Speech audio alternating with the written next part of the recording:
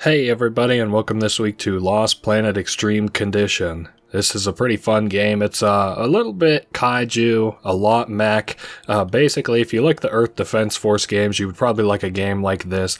It's pretty heavy on the story, and we've got quite the little adventure ahead of us. And it'll make a lot more sense what we're doing and all these cool cinematic things that you see here in the background if we actually just hop into the game. I will be being quiet for cutscenes, as I usually am, but otherwise I'll be yapping through the whole mission. So yeah, let's go ahead and get started here. Let's just, you know what? Let's just do it on normal. Here we go. It was TC minus 80. 80 years before the trial century. Humankind had abandoned the comfort of a familiar world in order to attempt life on EDN-3. As emigration to the new world progressed, facilities were constructed to handle the growing population, and colonization appeared to be successful. Platoon A has secured point B. Let's move out. We'll hold this position for now. Stay on your toes. Roger. Roger that.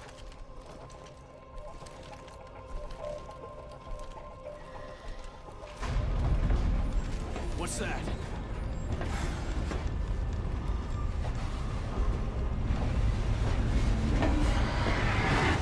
What? Fire!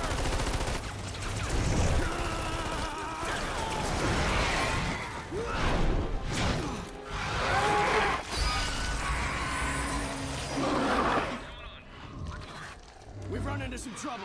This is bad. With the expansion of the colony, humanity encountered a new alien life form.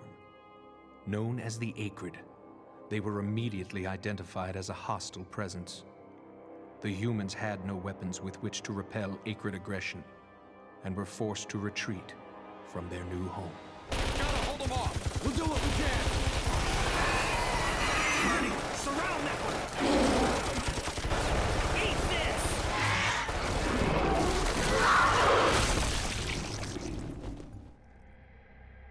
While fleeing from the enigmatic menace, the humans discovered the precious thermal energy lying within the very bodies of the Acrid. It was a powerful new energy source. Suddenly, humankind was determined to fight. Charge! You want some of this?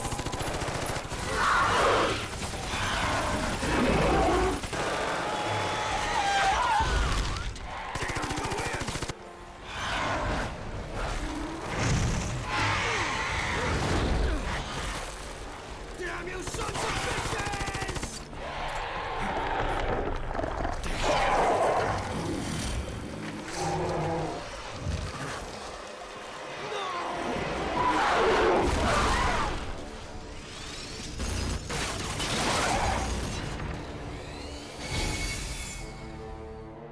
The humans developed a weapon capable of fighting back against the Acrid scourge, the Vital Suit, or VS.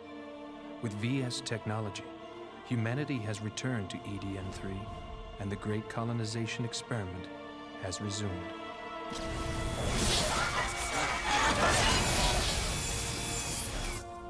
Sorry I was late. Better late than never. Gale. We've got Acrid over here. Commencing attack. Roger that.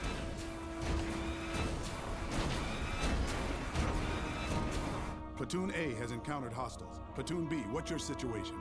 Nothing here yet. Proceeding to the rendezvous point. Understood. I'll see you there. What the? Look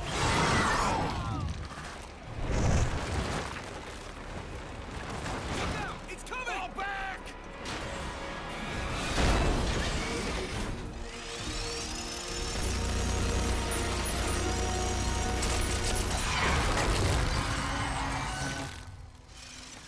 Wait! Where are you? Dad! Fall back. This is no time to be a hero. Understood.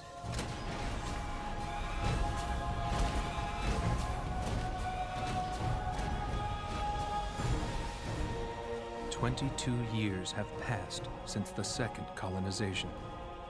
The VS has given humanity a means to battle the Acrid, But outside of direct combat with the monstrosities, there is no known method of harvesting the precious thermal energy.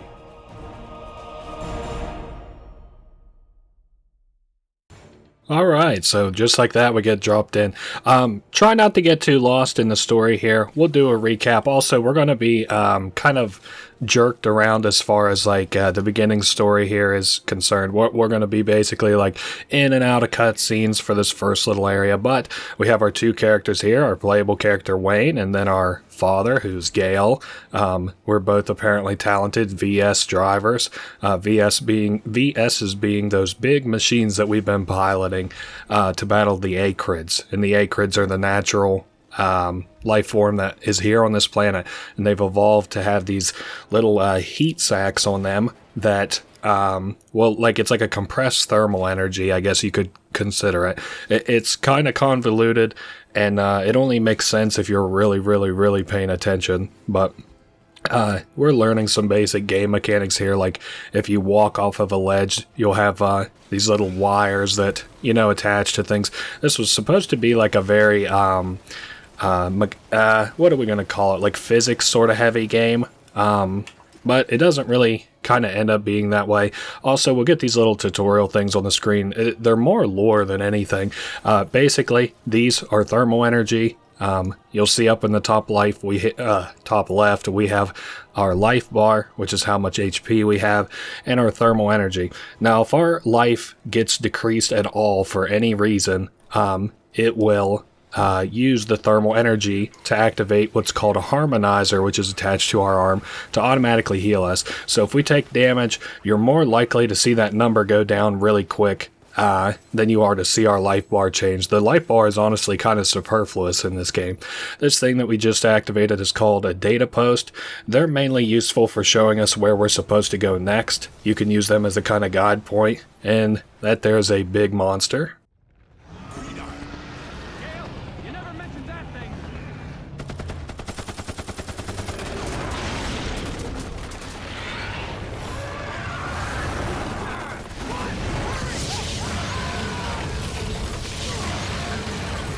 Retreat! Wayne!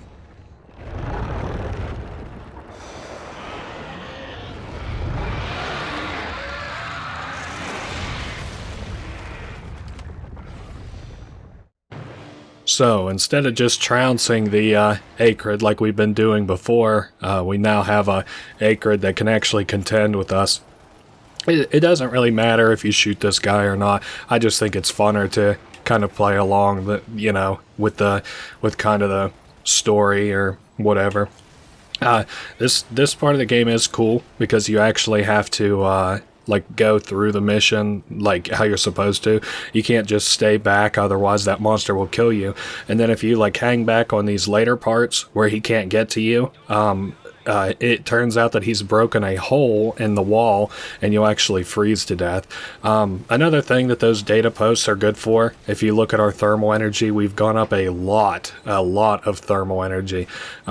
Basically it looks about like 2,000, even though I'm not sure why. Yeah, you can see that big monster out there is just destroying this whole place down here. I don't think it's ever explored what we're doing here right now.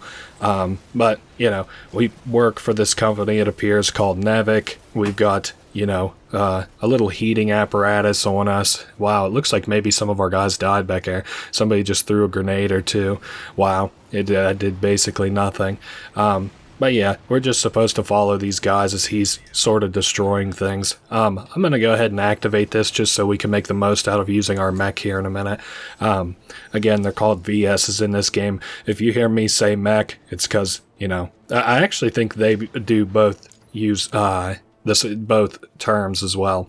So they have a bunch of different mobility options, attacking options. We have basically a lot of options whenever it comes to moving and damaging in this game.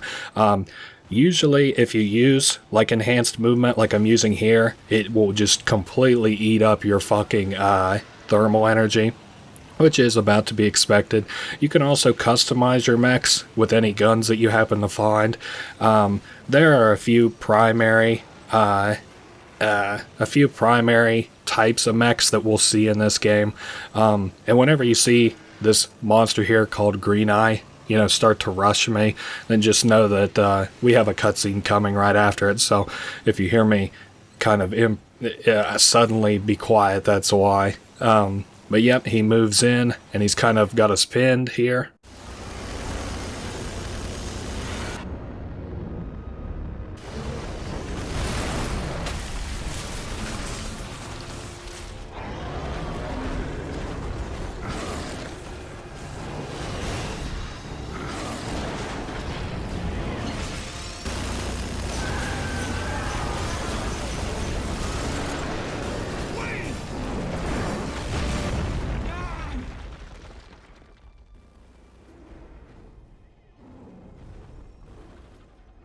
The intruders in the dome have encountered the Green Eye.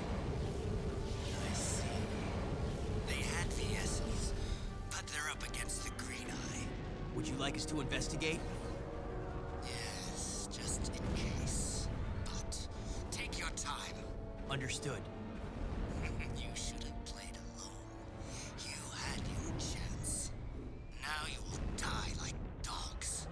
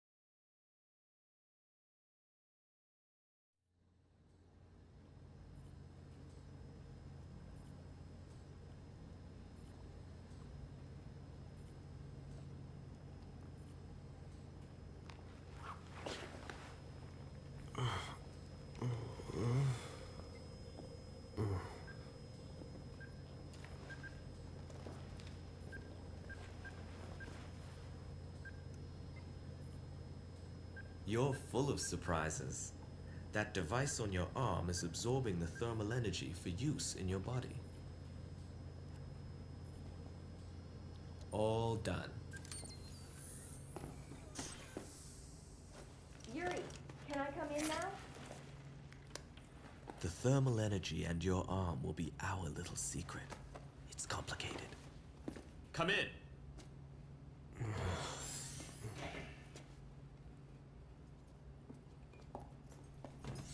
Welcome back. Who are you? Me? I'm Yuri. That's Luca and Rick. Do you remember your name? Wayne. Excellent. You know, you were frozen inside your VS when we found you.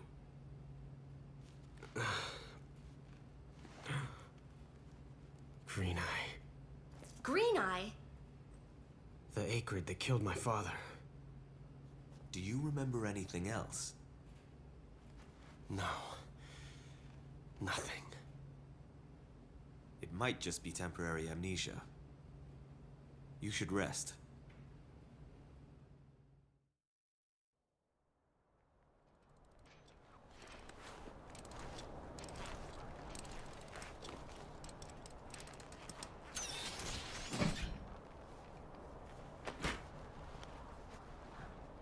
Job's done.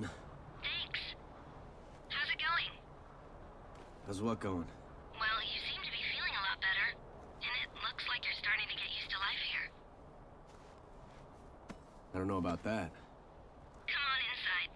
I'll fix you something to warm you up.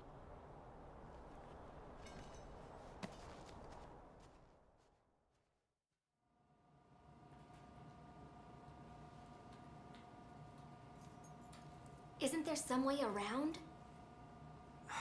I've tried everything. There's no other way. We can't avoid the Acrid if we want to reach our destination. If only one of us could pilot a VS. I can. What? Huh? You can?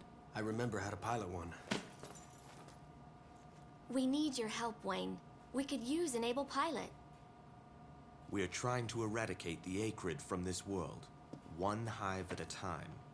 The green eye that killed your father is one of them. We're looking into finding that one, but in the meantime, we could really use your skill. All right. Show me to the first hive. We do know of one in the vicinity, but are you sure you're up to this? Quite. All right, I'll give you the details.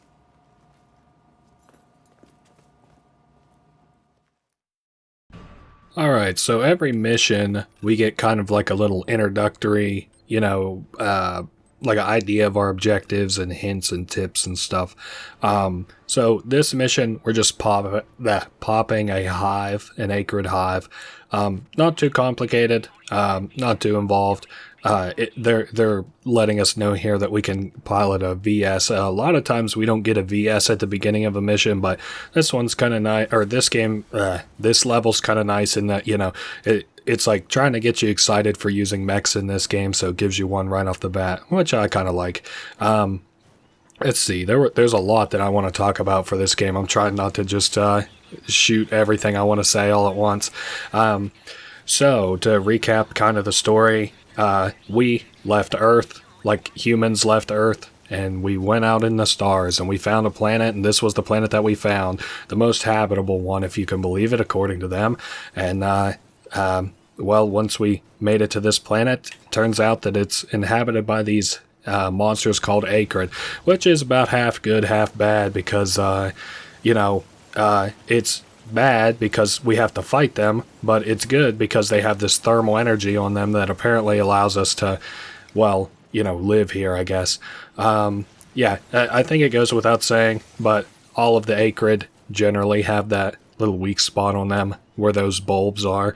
I can't remember if, yeah, we can't fit our mech in here. That's alright. So this is one of the first areas where they tell you, you're going to have to go forward without your mech, which is just fine with me. Not like we have any kind of an option.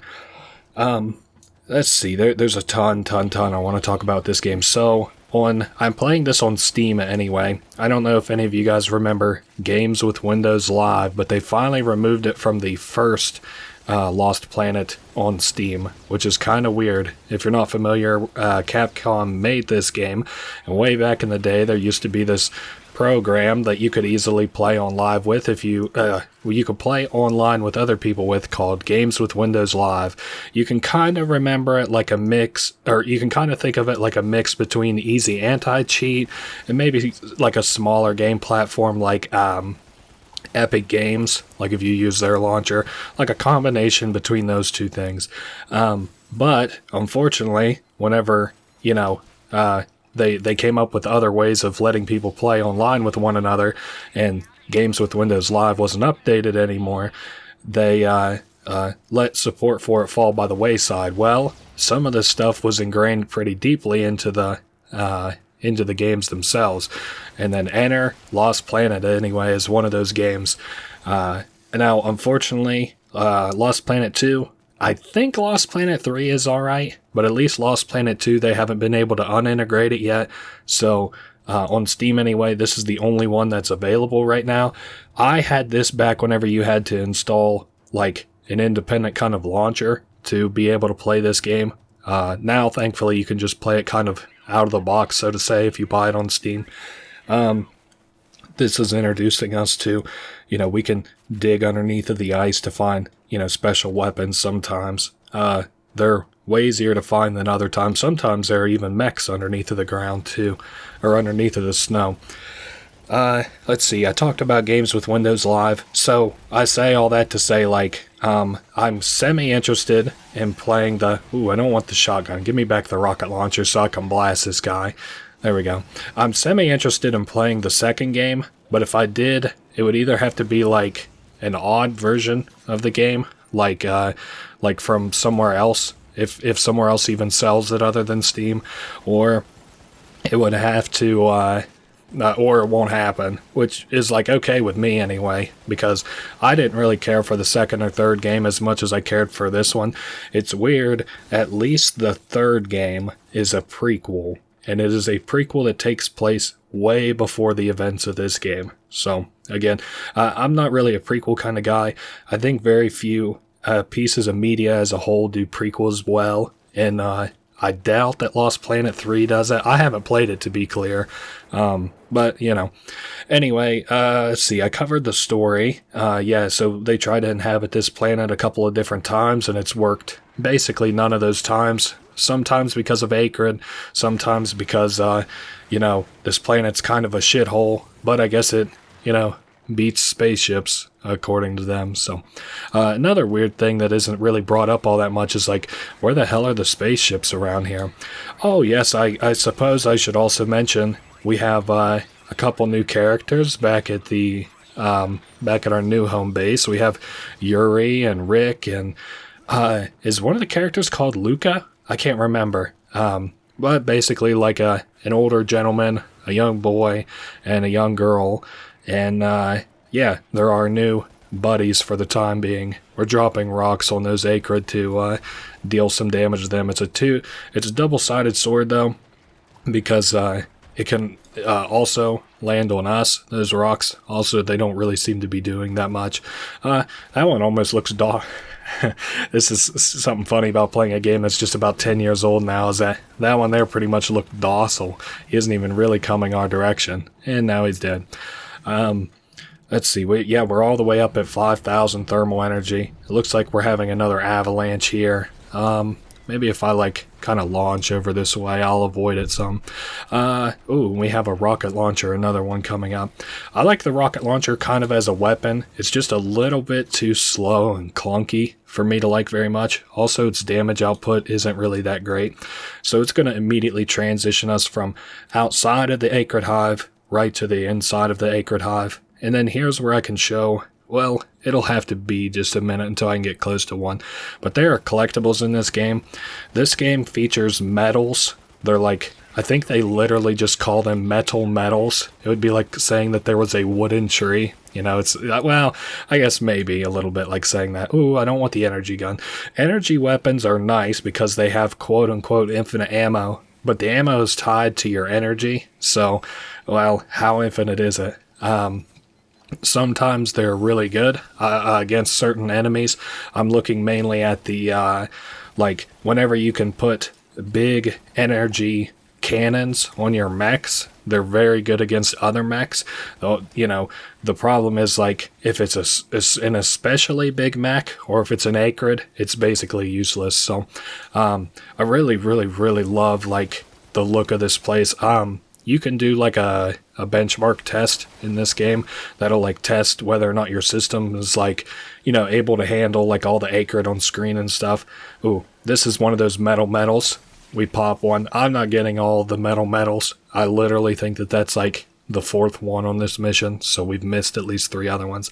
I was saying you can do a benchmark test on this game to see if your like computer can handle, you know, this like the graphics and stuff, and it has some of the most pretty scenic shots in the whole entire game. And in that, ooh, nice little explosion there.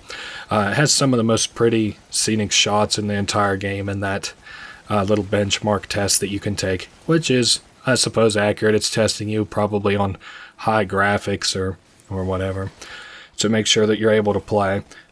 These flying Acrid, I never really worry about, because even if they chip away at your HP, like, they never really deal that much damage. I'm just trying to clear them away. So, well, I mean, you know, it's fun to kill these things. I said it's kind of like if you like playing Earth Defense Force, you would like playing this game.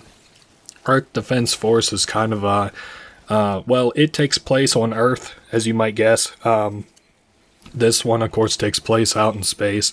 Man, good thing I killed some of those Acrid, huh? Otherwise, this would have been really annoying to turn on. Was there anything else that I was gonna say? Oh yeah, Earth Defense Force is what I was talking about. It's basically this game, but on Earth. They're like these big bugs that come and invade Earth, or like these aliens that mutate bugs to invade the Earth. Now you'll notice we've got a boss fight coming up. I'm gonna, while it's doing the little introductory cutscene here, I'm gonna install this Gatling gun. Well, get it at least where I can install it onto this mech. I'm gonna put it on my arm. Ooh, this one is a different model. I think the only thing that's missing is its dodge is not as good, and I don't know if it can hover. Yeah, it does look like it can hover, so that's nice. As you might guess, the big weak spot on this guy is the bulb that's at the end of its tail or whatever. There are 12 missions in total, I guess I can go ahead and mention. So it's not too long of a game, but it's also not really that short of a game either. I feel like it's pretty appropriately length. Whenever I was a kid, I loved playing this game like a ton, and he's supposed to have like a lot of attack phases there, so I don't know why that one went off without a hitch. He's gonna do one more, I think, like kind of last ditch effort to like kill us by doing his little his little spin move there, but it didn't work, and that was the first mission that went off with hella without a hitch. No problem at all. At the end of every mission, like you could see here on the screen, it'll tell you how long it took us, how many acrids we killed, how much thermal energy we got, and then the target marks down at the bottom are those medals. They don't spell out anything special. You don't really unlock anything special. It just is like, I think this one spells out, no, EARTH. Yeah, this one is Earth, I think. I'm not going to go over each and every little one, but that is the first mission. Now, I think there is a cutscene. Of course, we've got to save. I should have guessed. It's time to face down Crimson Unity. Crimson Unity? A band of rival snow Pirates. They killed our comrades and stole our trailer. If we get the trailer back, we can maintain the VS and continue Our assault on the Acrid hives. But it won't be easy. Fighting is the only thing I remember. I'll do it. Great. But before that, tell me about these snow pirates. The snow pirates? You mean you don't know? Where do I begin? This world was first discovered 150 years ago. The humans couldn't resist the vicious attacks of the Acrid. They even had to abandon the colony once. Only a few privileged made it off-world. All of the less fortunate colonists were left behind, and eventually became snow pirates. Exactly. Got it? Yeah, I got it. I'll form our Plan of attack. Wayne, come on back. We'll discuss our next action then. Got it. Alright, second mission time. So, we now know that we have to attack these. They're called snow pirates, crimson pirates, a lot of different names for them. But basically people who are against kind of the establishment, Nevik, and are kind of, well, they're kind of evil, but I've never really seen them act evil anyway. But our friends also think they're evil. They're weird. Basically, they've stolen some stuff of ours anyway, so we are going to try and get it back if nothing else. We got to start this mission off kind of strong with with one of these waypoints, which means a 1,000 thermal energy for us. You can see we have a lot of frozen lands around. This was another weird thing I thought about this game, and this is never addressed, so I'm not like spoilering the game or anything, but this world has like human architecture that doesn't make sense for like if it snowed like this all the time, human architecture wouldn't like have windows, and look, there's like AC units up there and shit. Like we wouldn't have that. So is this supposed to be like Earth, or I guess I don't really understand what's happening here. It's like, and I also kind of wonder if it's a little bit of like weak storytelling, because Lost Planet 1, 2, and 3 anyway, is kind of an abandoned IP by Capcom, so they don't really like this. They haven't really done anything with it for like, oh my god, almost 10 years now, if not 10 years. Oh man, I got nailed by one of these guys. So, I mean, maybe they kind of realized how weak the story is. And I think a lot of times, this was sort of during an era where, like, the trilogy of games kind of fell off hard. Lost Planet 1, 2, 3, Dead Space 1, 2, 3. I'm trying to think if there's a third kind of game that I'm maybe not thinking of right now. I know, like, Dead Island, Riptide, and then there was going to be a sequel, Dead Island 2, which I think released within like the last year, which is crazy because all of these are like 360 games that I've been mentioning, which is where my sort of baseline of information comes from, is that I played these while they were on the 360. I'm really kind of debating whether I should even contend with these Acrid, because they're really fucking annoying. I could probably just run past them, but that's a little bit against the spirit of the game. I don't know. Maybe I'll just try and pepper them with a couple more grenades, or maybe I should just take out this big one. Maybe that would make my life a lot easier. A lot of my strategies for some of the enemies in this game are like, you'll face one big bad enemy and a bunch of smaller ones, and my strategy switches up depending on what kind of an enemy it is. If I take out the big guy first or all his little guys first. And I think right there I was just like not focusing in the way that I should have been. I should have went for the big guy first and then the little guys, like I ended up doing there all along. So this should put us at 3,500, which will be good. And I also wanted to have the breathing room to see, because I've got a Gatling gun on this broken VS here. I wanted to see if there was a VS maybe up this way. And if nothing else, I can pick up these weapons that were left behind.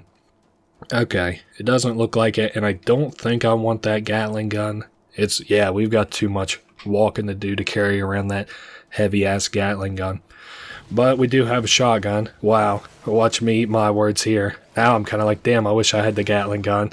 And we're getting bashed right off the bat here. So I was saying earlier, you can't really die just based off of HP.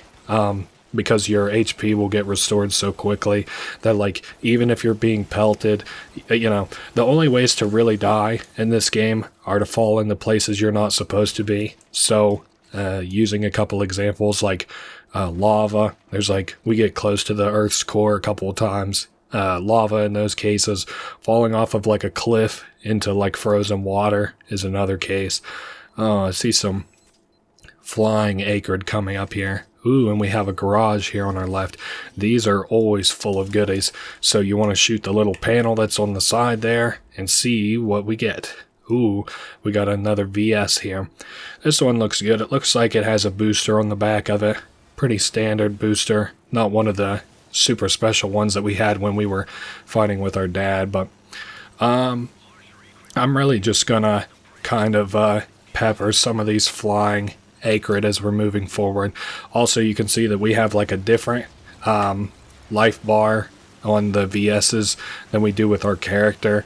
The VS's are like mechanical machines. They can't have their HP restored, so that's kind of unfortunate. Also, they have like a finite amount of bullets in their weapons that you would kind of have to like scavenge for if you ran out of bullets. We're coming up on snow pirates here, so we can go ahead and pepper these guys.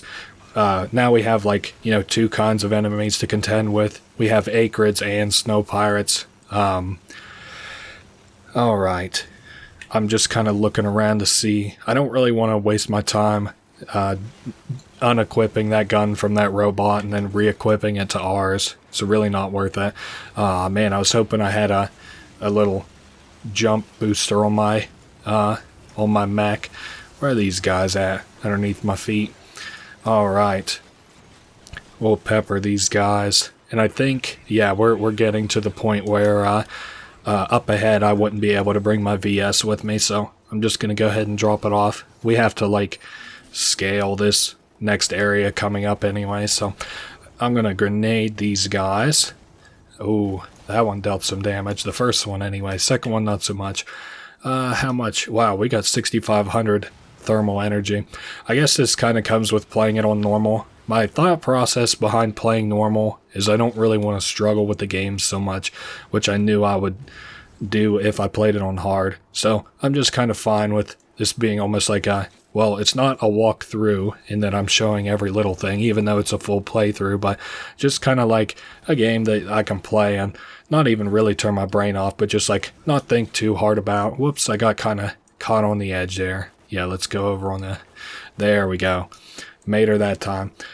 So we've got a thing on our arm, which I believe is called the harmonizer.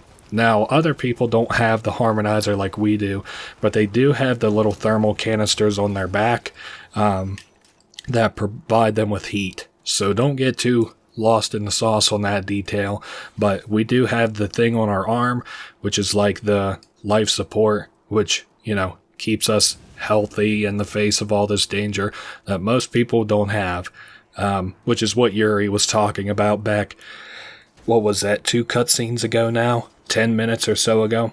But yeah, we're getting closer and closer to the heart of these snow pirates.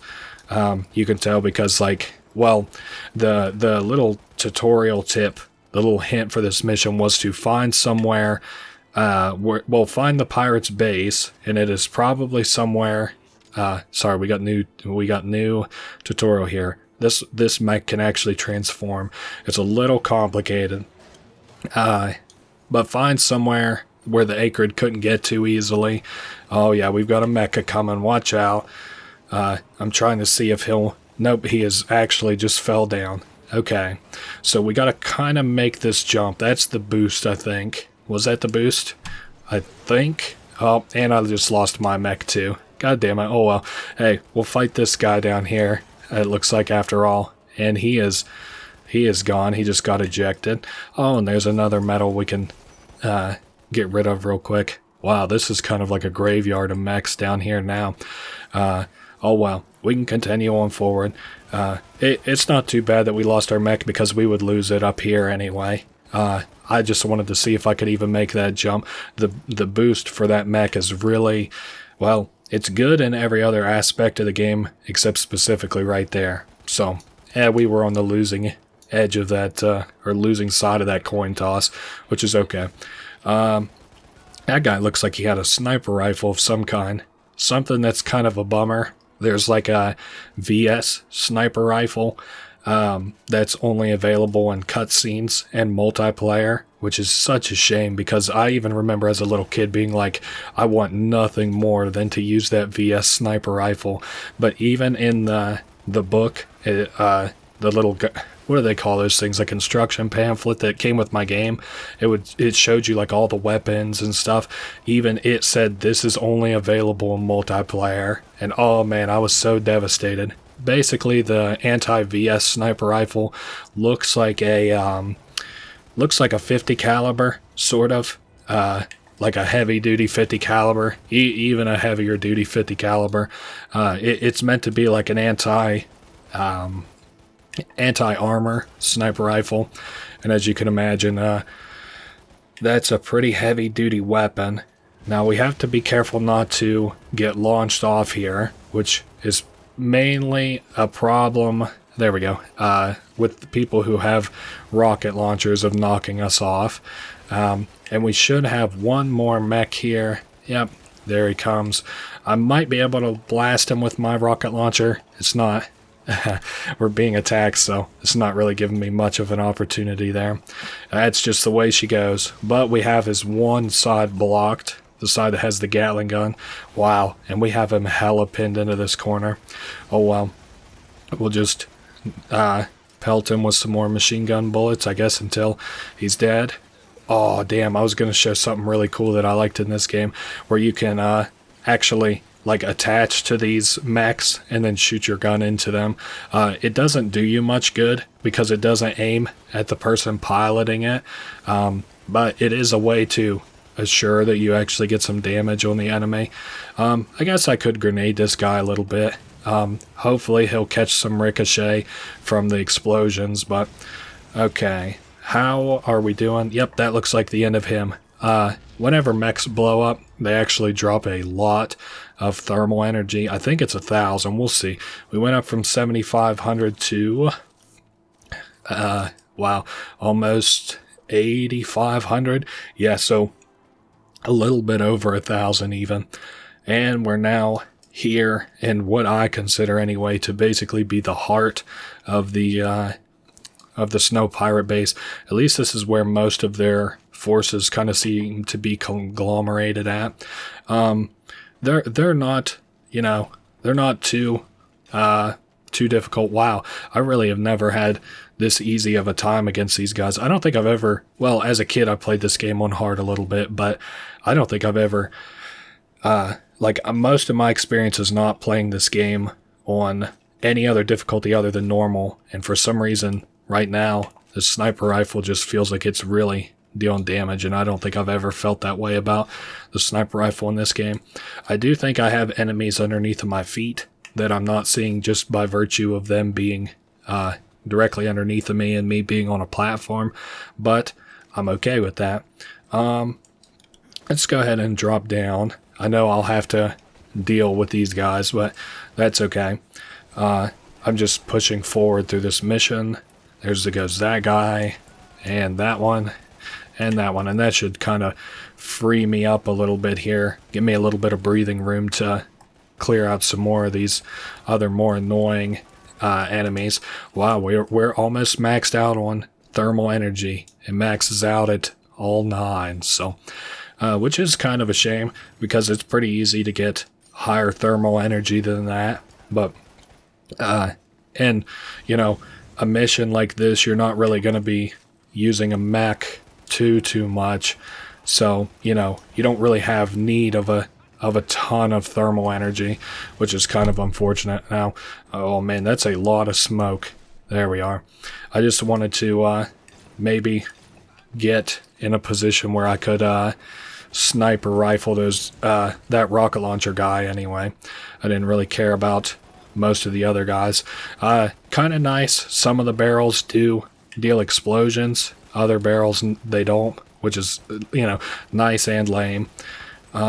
We should be very close to, like, the end of this mission after I've cleared out those guys. Yeah, so we got 600 bullets left in our machine gun. Doesn't look like there's too many enemies left. Yep, we just have to go down this way. And again, I do think we're approaching the end of this mission. So this is the second mission, and there are 12 missions in total. The later missions actually go by what I consider to be quicker, but oh yeah, I said that back there was the heart, and that's the way it feels like.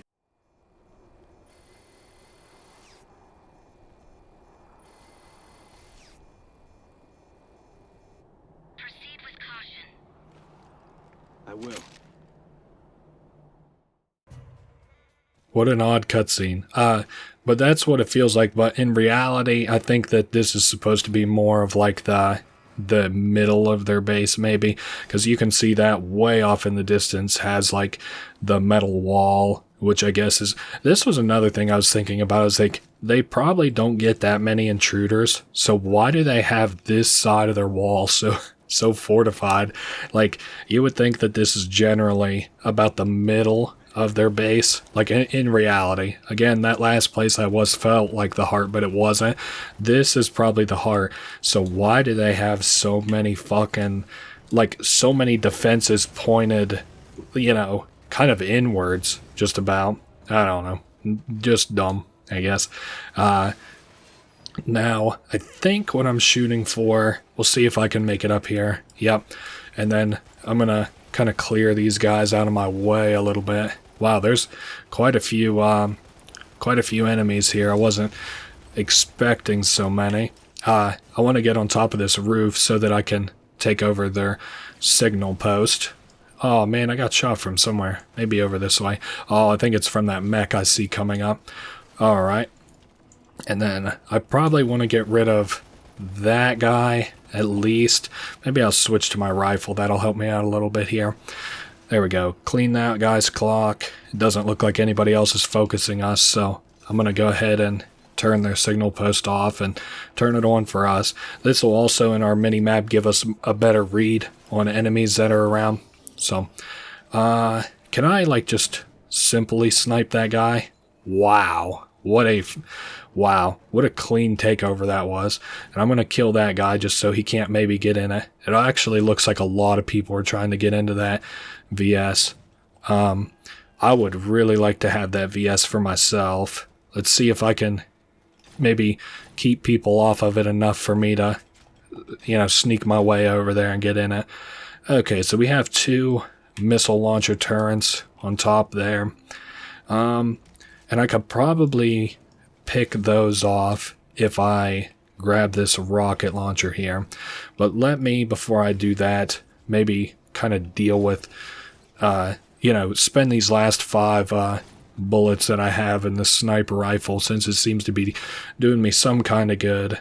Yeah, I didn't figure that one would kill, but that was okay. So, we got the rocket launcher now. Whoa, and just in time, because we were getting shot from somewhere with another rocket launcher. I'm going to post up around this corner and take some pot shots at that little, I guess, missile launcher type of deal up there. Looks like it's dead already. And the other one, yeah, I guess I better try and pick it off as best I can too. So I have basically a clean little sprint over to the VS, and I'm going to be able to clean up these other enemies. The last time I played through this, I don't remember having such an easy time. Even on these simple early missions, I was like, not struggling as in having that hard a time, but I really like this. This feels almost like a walk in the park compared to the last time I played. This one has, close to full HP. Oh, there's our bullets. I was about to say, it looks like we have full ammunition. It just wasn't loaded was all. Now, I do want to switch this signal post to us before we continue on. I see some more enemies coming up here. I also see another signal post way out the way we're going to have to go to as well. So that'll max us out there on thermal energy.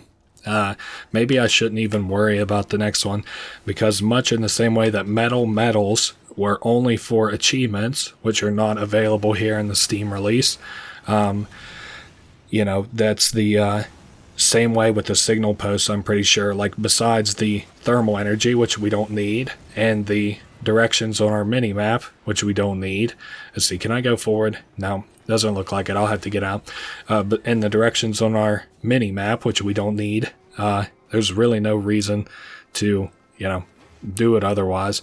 I'm gonna try and find me a VS, I think, before I just get totally lit up by the 18 VSs around and other enemies. I would just rather be able to match the kind of firepower that my enemies have.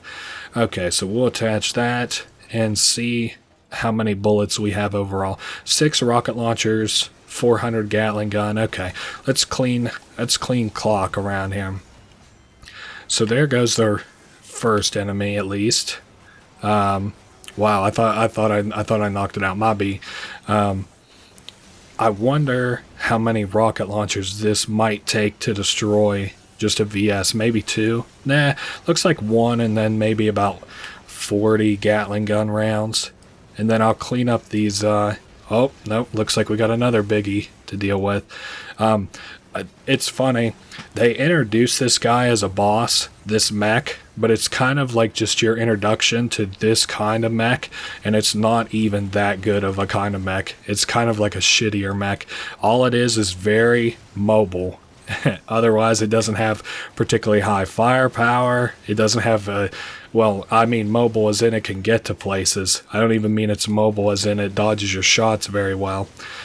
Because as you can kind of tell, it's not necessarily dodging our shots. He's just kind of bouncing, which is, of course, always hard to hit in any kind of a game. And it looks like he's just about dead. Well, he's dead, more or less. And I'll go ahead and pop these other guys. I don't think it matters. I think we just have to kill the boss to beat the level. Yep, there went that mission. Mission 2 complete. We supposedly have our trailer now, according to Rick. Oh, yes, STOR and M. So this mission's name would have been Storm. Kind of lame. But anyway, another cutscene to come. Rick, hand me that wrench. Got it. Check that out over there. That doesn't look good.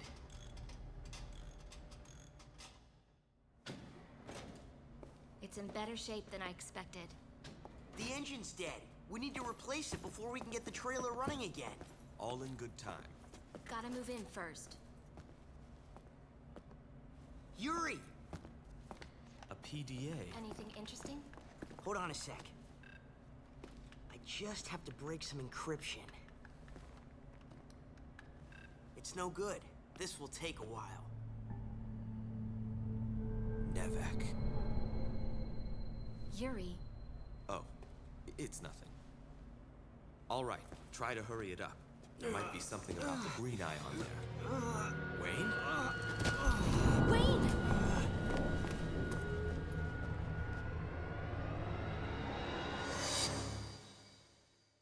The harmonizer. It's a part of your life. That harmonizer won't work without thermal energy. If it starts to run low, you'll experience searing pain shooting through your body. Left that way, it will start to affect your brain, and then death. What?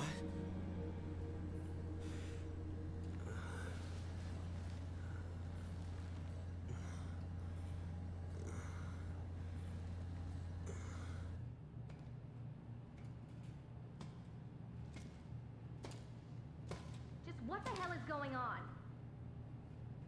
Explain yourself. That thermal energy supply is for emergencies only. What happened to it? I gave it to Wayne. Yuri, just who is that guy? You've been hiding something ever since we rescued him. But you better tell me. Now! If you knew, it might create a rift between you two. And it's fast becoming a canyon. How can I trust someone I don't know? Sis. Oh.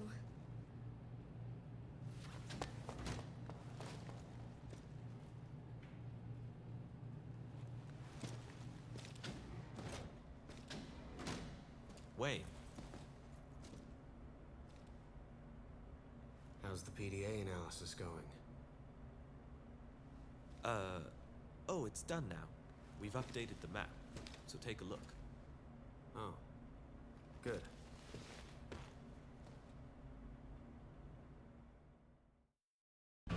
Alright, so on the mission 3 now, it looks like there's some tensions boiling between our character and the ragtag group of misfits we're with. Find the source of the thermal energy deep in the snow plains. We can do that. So this is a interesting mission, to say the least. It has the potential to be an extremely short mission. So again, we're searching for a large thermal energy, thermal energy source. We have these VS here that we can pilot. These are the ones that have the boost with them. The ones that I wasn't really so good at using the boost. Wow, they kind of control like ice skates a little bit. They have a lot of forward momentum. So you'll see these two walls here, like the two kinds of walls. It is basically going to come up and destroy us. I have never been able to dodge this attack. I don't know, really what you're expected to do there. Unless what you're literally expected to do is to lose your VS. Anyway, you can fight this thing. You can kill it with huge quotation marks over you can kill it. You can kill it, and then as soon as you do, another one spawns. So the game keeps telling you get out of there, Wayne, get out of there, get out of there. And if you decided not to listen to it, you can kill the worm, this giant worm that's out here, but it doesn't really do you any good. Also, there's another medal for us. It does seem like the big worm can't really harass you near these thermal, or they aren't thermal, they're waypoints or whatever. I'm not even really worried about whatever direction that they would send me. I know it's kind of not a very good, I don't know, like sense of direction, but that is the way we just came from. And then, whoa, you definitely don't want to get hit by that attack. And then what we're aiming for is that pile all the way over there of scrap. He also, like, he doesn't do well near walls, so like I'm gonna head over here to activate this you know, like a point post, whatever, and he isn't going to be able to follow us very close. In fact, I think like once we go up the steps a little bit, I'm pretty sure he like goes to despawn. I can't quite remember, but you can also generally tell where he's at, because every time that he comes out of the ground, he'll spit up a bunch of these flying acrid. So, like, you know, you can't necessarily tell where he's at underground unless you have the mini map, which, you know, you might not have if you're not near to one of those little points. But like right now, you know, I can sort of see he's about right there, which I'm using my mini map for, not even using the like my eyes. I guess I'm using my eyes to see the mini map. But okay, again, we're still just aiming for this. You don't really want to worry about enemies here. If you have a lot of flying enemies harassing you, just destroy them, just kill them real quick. These ones aren't even really like harassing me so much. They just happen to be around when that worm is. The worm does have a one-hit kill move, which is that slidey move that it tried to use against us. As soon as I'm like on a certain side of this of like these metal barriers, it will despawn. Oh dear, I thought I was done for there. I saw directly into his mouth and I thought that was about it for us. Yes, that attack there, that attack is a one-hit kill. It will snatch you up in its mouth and kill you. So he's kind of dangerous in that regard. You definitely want to avoid his attacks. You know, he has another end of him, so there's like the front end of the worm and the back end. The back end spits these like lava balls at you. They explode on impact. Obviously don't get hit by those. It doesn't even look like we're going to see those. So it also looks like it's under the ground, but it's not like I don't know, spawning. It's not going to be able to spawn like past those barriers. So anyway, we're aiming for right here, and then we'll have another cutscene, I think.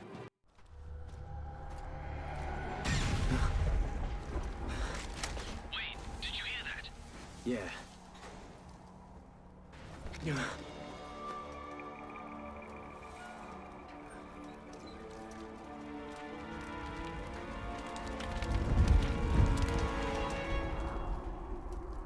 What happened?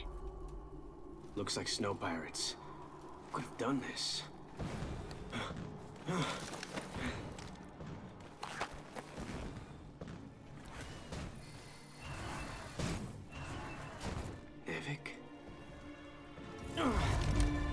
What's wrong?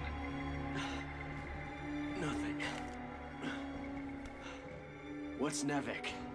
They're a group hunting down all the snow pirates. You want to avoid them at all costs. Back down. No. I'll just go in a little closer. Hey. Something's bothering me about this.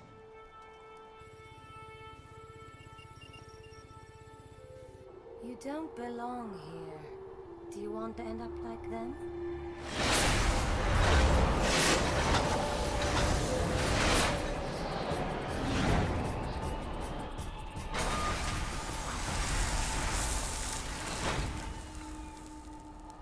This area is under Nevek's supervision. Leave while I'm still in a good mood.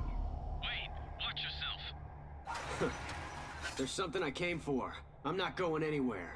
Then we've got a problem. Damn.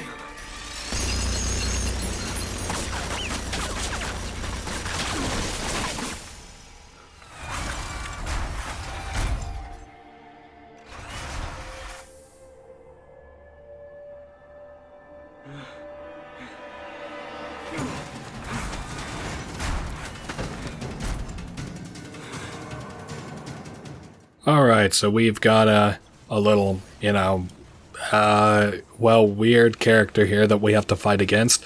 We'll see her quite a few times throughout the game, and you can always tell it's her by her, well, her VS has, you know, well, it's not only is it pink, and I'm pretty sure it's the only pink VS in the game, but it also is the only VS that has like those, well, I want to call it like, it's a mix between like Aboriginal, Native, and something else, another word that I can't put my finger on, like drawing on the front of it. And no other VSs have that, so it's really, really, really pretty. I like it as far as like designs that you can have on your VS, and she actually panned out to be a lot easier than she has been in previous attempts, even though she blew up our mech there at the end.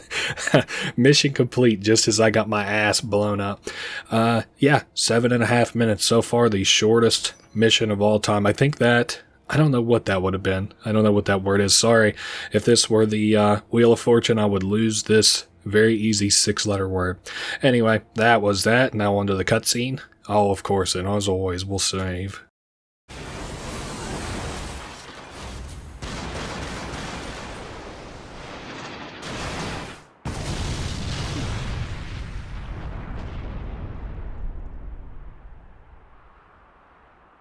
Did he get away? I never thought I'd see a match for you. That was too close. Yes, it was.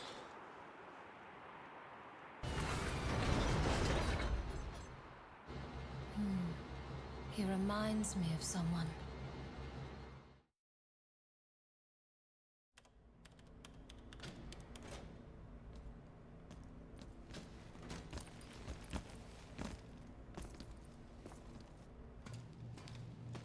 If that's the case, we'd better hurry up with the rendezvous.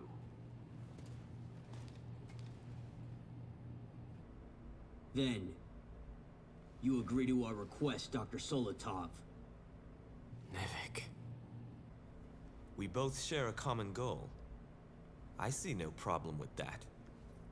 We'll be waiting then. With your help, we should make good progress on the Frontier project. Give my regards to Commander Eisenberg.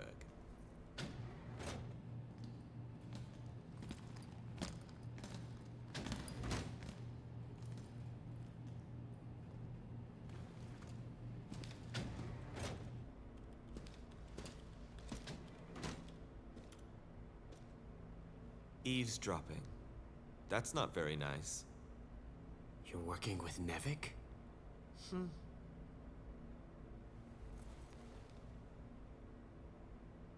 The Frontier Project is a large-scale undertaking to terraform the planet, making it warm enough for all humans to live comfortably. Terraforming. It's not possible. I've been looking for ways to warm the planet and to bring hope to the people that live on this rock for a long time now. Nevik and I share that dream. Driving out the Acrid is just a cover then. You've been lying to Luca and Rick. No. They understand me. You should get some rest. I'll set up tomorrow's route by morning. It's going to be a busy day tomorrow.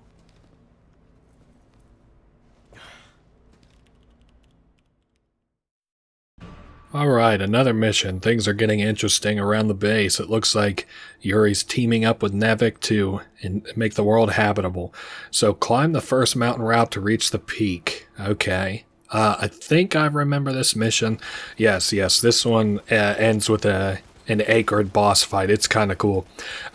Anyway, we're teaming up with Nevik for something called the Frontier Project, which according to them is going to be a project where we can inhabit the Earth. That'll be nice. Well, you know, I don't know that this is planet Earth. It sort of seems like it to me, but and the way, well, I think he's mentioned it. I don't know if he's mentioned it. I won't say how they're going to do it in case they haven't mentioned it yet.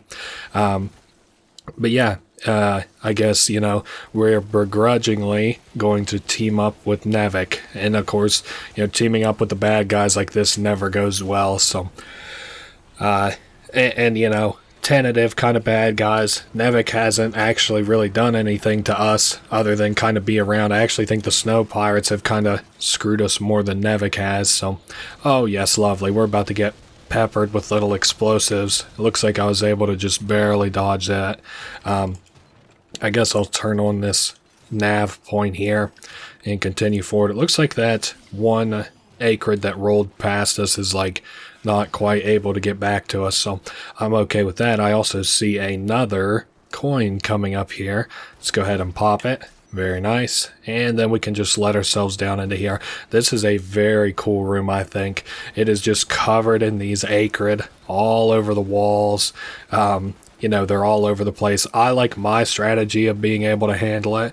I just kind of let myself, you know, dangle down to here. I guess technically you could just ignore these guys. But again, like, if I just wanted to run through every mission and ignore every enemy, you know, what kind of fun would that be? There we go. I wanted to get a little bit of ways away from that, so it hopefully didn't blow me up as well. We'll just pop these with our machine gun, the ones that didn't get killed. And we'll continue throwing some more grenades around to clear out the room a little bit more. Okay, we're out of grenades. Surprised we haven't seen well, I guess technically I haven't made it all the way down here yet, but I'm surprised I haven't seen a VS in this room just yet. I see a machine gun that we might be able to put onto a VS, but, you know, again, not really seeing any VSs. Cleaned out this room pretty nice. It's a shame that we don't necessarily get rewarded for that. Not that I need a pat on the back or anything. Again, you know, we didn't have to fight that enemy, or fight those enemies, but okay. We'll just use our little grappling hook to get up to here. Here's a EMP grenade. We've ran into sticky grenades, which I haven't picked up yet, but these plasma grenades basically work to stun enemies. Oh, lovely. And as you can tell, we've got some snow pirate shenanigans kind of coming up here in the next room. I'm just trying to sort of maybe position myself where I won't be getting screwed quite as thoroughly by these enemies, by like maybe at least getting a wall to my back so I'm safe from a specific direction, at least. There we go. And then I can probably handle that guy if I can get him shocked and have him be visible at the same time he's shocked. Oh man, can't hardly see anything with all this dust and smoke and shit. Thankfully, the last time I played this game, the enemies like knocking you over and stuff was really kind of unbearable. You know what, speaking of which, let me just maybe get this thing to my back. I might activate this and then get up to higher ground. Yeah, it doesn't look like, oh dear, I was about to say, it doesn't look like he can quite hit me from there, but then he started hitting me from there. Oh nice, there comes some acrid. I knew they would make their way through eventually. Let me get up. I said I wanted to be on higher ground, and I most certainly do. Pick off some of these guys with rocket launchers who have been pelting me. There we go. We got the acrid and the snow pirates kind of fighting, I think. We've got another VS here. I would like to blow one up so I can at least get refunded for spending all this ammunition and stuff with I can get refunded some fucking some heat at least. And we got gum grenades. Those are the kind of grenades that get like attached to the enemies. You know, they won't like trigger off of them necessarily sometimes, and then you just shoot them and they'll go off. There's our little thermal energy I wanted. They aren't really focusing each other as much as I kind of figured that they might, but that's fine. I'm not too worried about that. Let me go ahead and pick up the shotgun and swap out my machine gun for this rocket launcher. I might just kind of duck back just a shade. I think gum grenades act like proximity grenades. Oh well. Oh, and that'll knock us over. I forgot about that. That's fine. I don't think there's any way to avoid that. Oh, nice. Now we have a really interesting part coming up. So we have this little platform that we're going to run along, but we also have acrid that are exploding and are, you know, going to destroy the path that we're going along. I kind of am not trying to spoil it, but I don't know how much of a... Oh, no. You know what? Oh, you're kidding me. All right, let's give this a second shot. How about it? Okay, that one landed. Just don't shoot me out the air, please. Now, I'm going to have to get rid of these pirates because I don't want to deal with them. Yep, you can see there's the platform. It would just come right out from underneath of us, which is such a penalizing segment without like much recourse. Like, you know, your only option was to do what I did, and you still have a chance of just getting totally blasted off the ledge like I did. So it's a rather unforgiving segment for what it is. Oh, nice, and we've got a VS here for us to pilot. I think this is one of those really bouncy VSs like we saw the last boss have. No, not the last boss. The boss before them, not the girl in the mech. Okay, let's hop into this one. Yeah, you can tell it is because it's got like a capsule-looking kind of place to pilot the mech from. Smoke screen we'll never use. Long jump and double jump we'll use though. I'll go ahead and equip the laser rifle. Hold on. Oh, I only have one gun slot? Here, that can't be right. Yeah, equip it to the left. There we go. This is our big long jump. It's not bad. I just kind of like the double jump more. I don't know. It's more, you have more control over where you're going. The long jump is worlds and away, though, higher. Well, I don't know about worlds and away, but it is higher. I actually think that this is another one of those missions that really isn't that long. I'm not really trying to like skip past these enemies. I can see we also have this laser rifle here. Yeah, it just doesn't deal all that much damage to the acrid, so I don't really care to use it. Also, I'm getting kind of knocked around by these little guys, which is a weird series of events to happen after I said you don't really need to worry about them. I'm going to swap out for another Gatling gun here. Okay, and we're just about out of this little area. Oh boy, we're kind of getting a little bit hung up. Nice, we made our way out. So it looks like there's another mech probably hidden down there, and as long as it's not one of the bouncy ones, actually, you know what, if it has enough health, I might just take it regardless of what kind of mech it is. But let's get a look at it and see what it is first. Of course, we can dig the mechs out pretty easily. I imagine being out here with the kind of hellscape this place is, and then like getting a mech being like a jackpot. Like, holy shit, that's crazy. Like a whole ass mech is just out here. All right, so I think we're aiming for, it's kind of weird. Basically over top of where we're at. Yes, we're aiming for like kind of back there. Let me maybe just land on these rocks. No, I think, what if we go a little bit more forward? No, this is always such a pain in the ass to make your way up, because you don't even know you're in the right place until you're in the right place. But yeah, you're aiming for this area basically.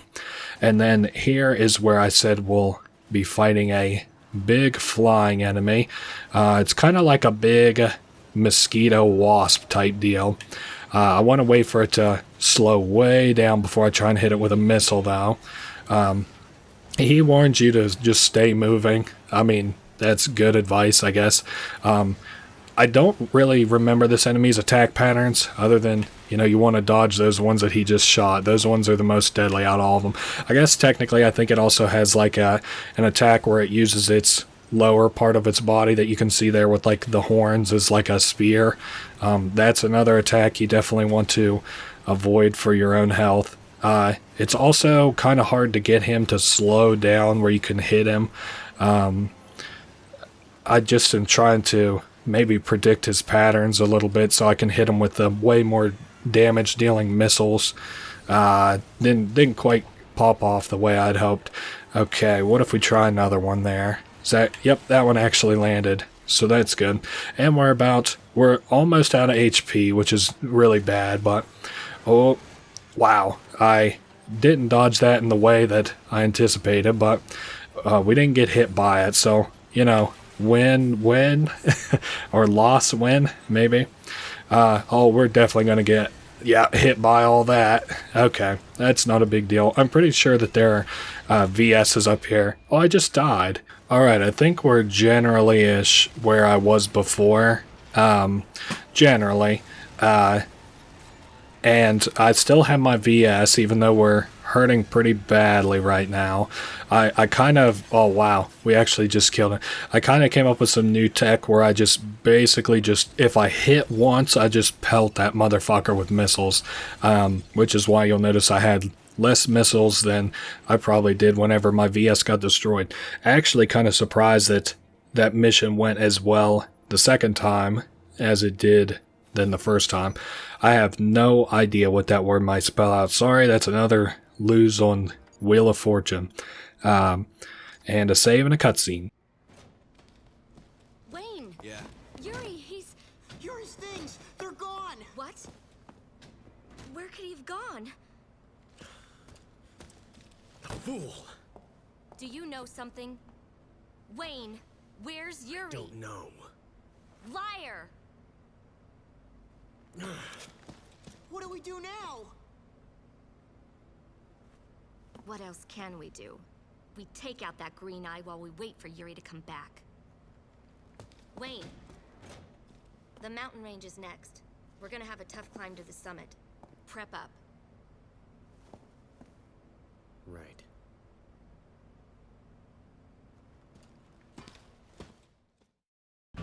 Well, Yuri's gone. Luca doesn't trust us. Rick's just trying to keep the peace. And we're, out of all things we could do with fucking Lucas gone, or not Lucas, what the fuck is his name? Yuri gone. Out of everything we could do while Yuri's gone, we're gonna go kill Green Eye. What a fucking objective. This area, kind of annoying. Actually, this is an area that I expect to struggle a lot. Oh, there he comes. And there is about half of the reason we'll struggle. He really isn't all that bad in the grand scheme of things. These little guys here aren't really all that bad in the grand scheme of things.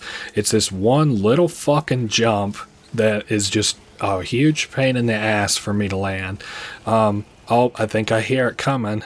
Let's see, where's it at? Oh no, we still have a little while before the next cycle. Well, not a ton of time. Oh shit, not much time at all now. Oh, we're gonna get hit. Are we though? Yep, we just dodged it in the nick of time. And we're not like knockout on energy right now, but I don't know. At least we have our health. I don't know what the fuck to even say. We're basically just kind of climbing this mountain here. I am but gonna bother to take the time to clear off some of these like holes on the side here so that we have an easier time climbing. And then I'm not going to rush this beginning segment. Anywhere else I've been able to rush because I've not been really worried about the consequences so much, but we need no distractions for this jump. This is the jump fucking Luca said that, there's a cavern between her and I, or whatever, and this is the cavern that she's talking about. This little jump here is so fucking annoying. Okay, land here. Oh god. Okay, yep, alright. We're gonna give that one, how about one more? Are you shitting me? Alright, we're back. Let's try and do this jump a little different. Maybe go lower. Just completely ignore the red herring. Or, is that what they call that? A red herring? Yeah. Oh, are you... No! Yeah, grab the ledge. Oh, my lord. No, but not this way. It's kind of funny. I knew coming into this level that this was gonna suck. And I know anytime I've ever played this, I've always hated this segment. It's not enough that I'm totally dreading it. I mean, we're pretty much just about done with this specific area, or this part of the level where you have to scale this fucking really annoying wall. But I don't know, still something about it even after all these years. Another thing that's kind of funny. Let's hope that doesn't hurt too bad. Oh, okay, no, that was fine. Another thing that's kind of funny, I refired this game back up. We're kind of taking a break between recording sections a little bit. And this game is very proud to present the Intel i2. That's how old this game is. They were really proud of the i2, which I suppose recently came out at the time. Kind of looks like we're back in an acrid cave to me. Oh, I can also tell you another we're gonna hope red herring is the word that I'm thinking of. Red herring here on the very edge, because you might come over here and be like, oh, okay, a signal post. Let me go ahead and, you know, boot that up. And then like maybe you get to peeking down there. You're like, oh shit, a VS and some, you know, maybe some eggs. Maybe that's the way I'm supposed to go. Well, firstly, the idea that you're supposed to go down there is wrong. Secondly, I don't necessarily know why you would ever want to go down there and get a VS whenever you have one here that is like, I'm pretty sure it's the exact same model, and I'm pretty sure it has the exact same, if not very similar, attachments. So, you know, again, kind of a red herring. The only thing I can sort of think of is like, you know, it's pretty close to all these enemies, so maybe. But by the time you get down to the bottom of this cavern, you know, you're going to run into enemies again. It's just not worth it. Just might as well get it from here. And these are like some bulb sacks. I'm trying to think of what they remind me of in nature. Not like everything has to remind me of something, but I think supposedly, isn't there a tree or like a plant that grows out of the ground that has bulb sacks like those that like explode whenever you get too near to them? I'm not sure. It might also have been like a hoax, because you know, hoaxes have always been around on the internet, and I read that one a long time ago, long before I would have been able to fact check something like that. Anyway, not a lot's going on in this mission, really. You know, since we're in a different recording session now, the tonality, I'm sure, has probably shifted at least a little bit. We've got these things that hang from the ceiling. You can drop them on enemies. You know, they're kind of precise, but even if they weren't, like, they just don't really, you know, these things wiggle around so much. These enemies here, it's not worth it for me to try and precisely drop stalagmites,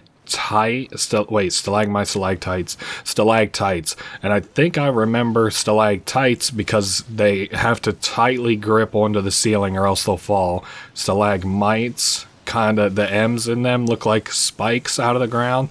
Man, I hope I don't have those backwards. Otherwise, that's extremely embarrassing.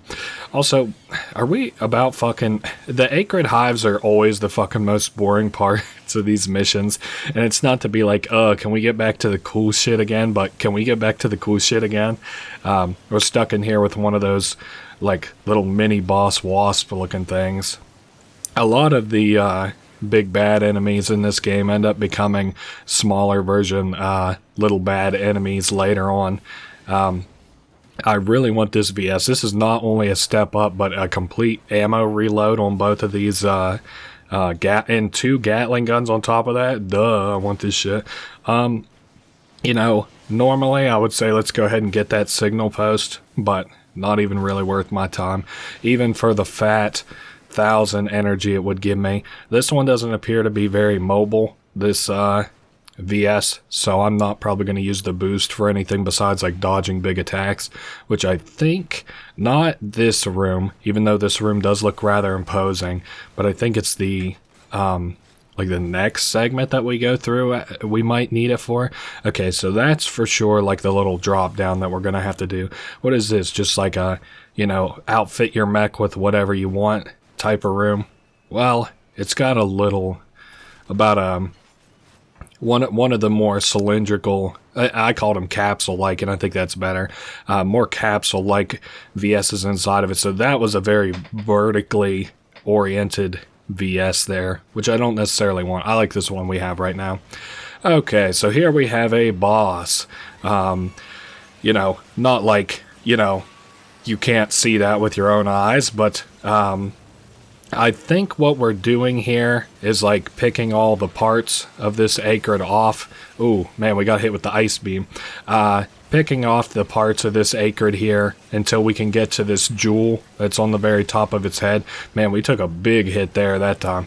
Okay, let's give it another shot. Oh, man. He regrew his other arm out, which is fine. I guess technically I probably could just hit his head like this. It's not really that big a deal.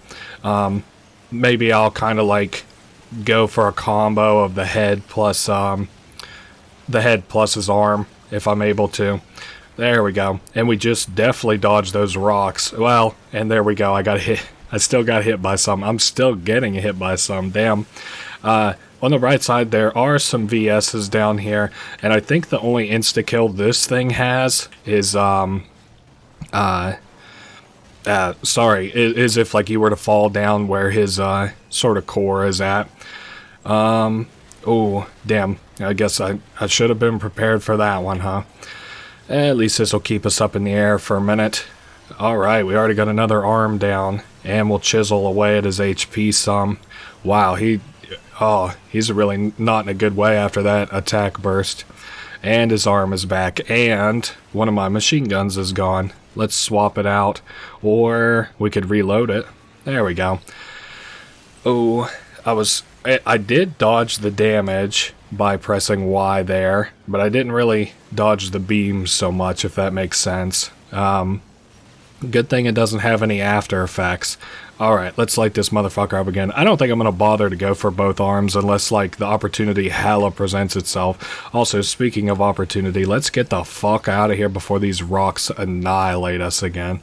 Yeah, we're just going to keep going, and I have consistently moved as hard and fast to the left as I've been able to, and we still got nailed by it. Oh well. As long as we don't face another one of those attacks, we'll be fine. How we feel off killing him on this cycle. Okay, we're very close. Oh, no. That's lame. Alright, eject. Oh, we just barely got out. Ooh, I started really hounding the B button there at the end. I don't know if you could hear it. I try and cut as much of that out as possible. But, oh yeah, speaking of, you know, things not exactly going according to plan, this is going to hurt. Yeah, those rocks. And I don't have quite as much firepower as I had before. I only have the 1 Gatling gun now, but I really only have to knock one arm out, and then he'll be low enough that I should be able to kill him. Hey, you know, that one was a little bit intense, but it was still pretty fun. I like this boss in particular whenever he gets destroyed. All of the bosses turn to ice, but none really look as much like a sculpture as this one does, so I think it's really pretty. And he's dead. And we can kind of look at the core there. It kind of reminds me of the, Seath boss fight from, Dark Souls. Just the arena and the guy that we fight kind of all look alike. I have no idea what that would be. No, can't be thunder. I have no idea what that word would be. We would fail that one as well if it was a quiz.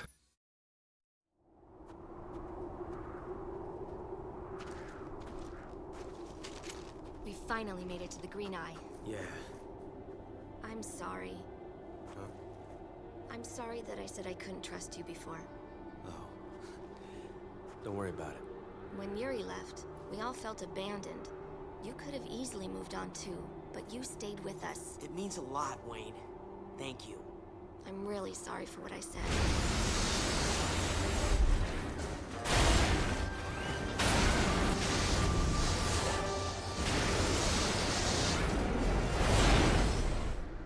Isn't that Long time no see. back for revenge? Not this time. All right. Then show us your face and give us a name.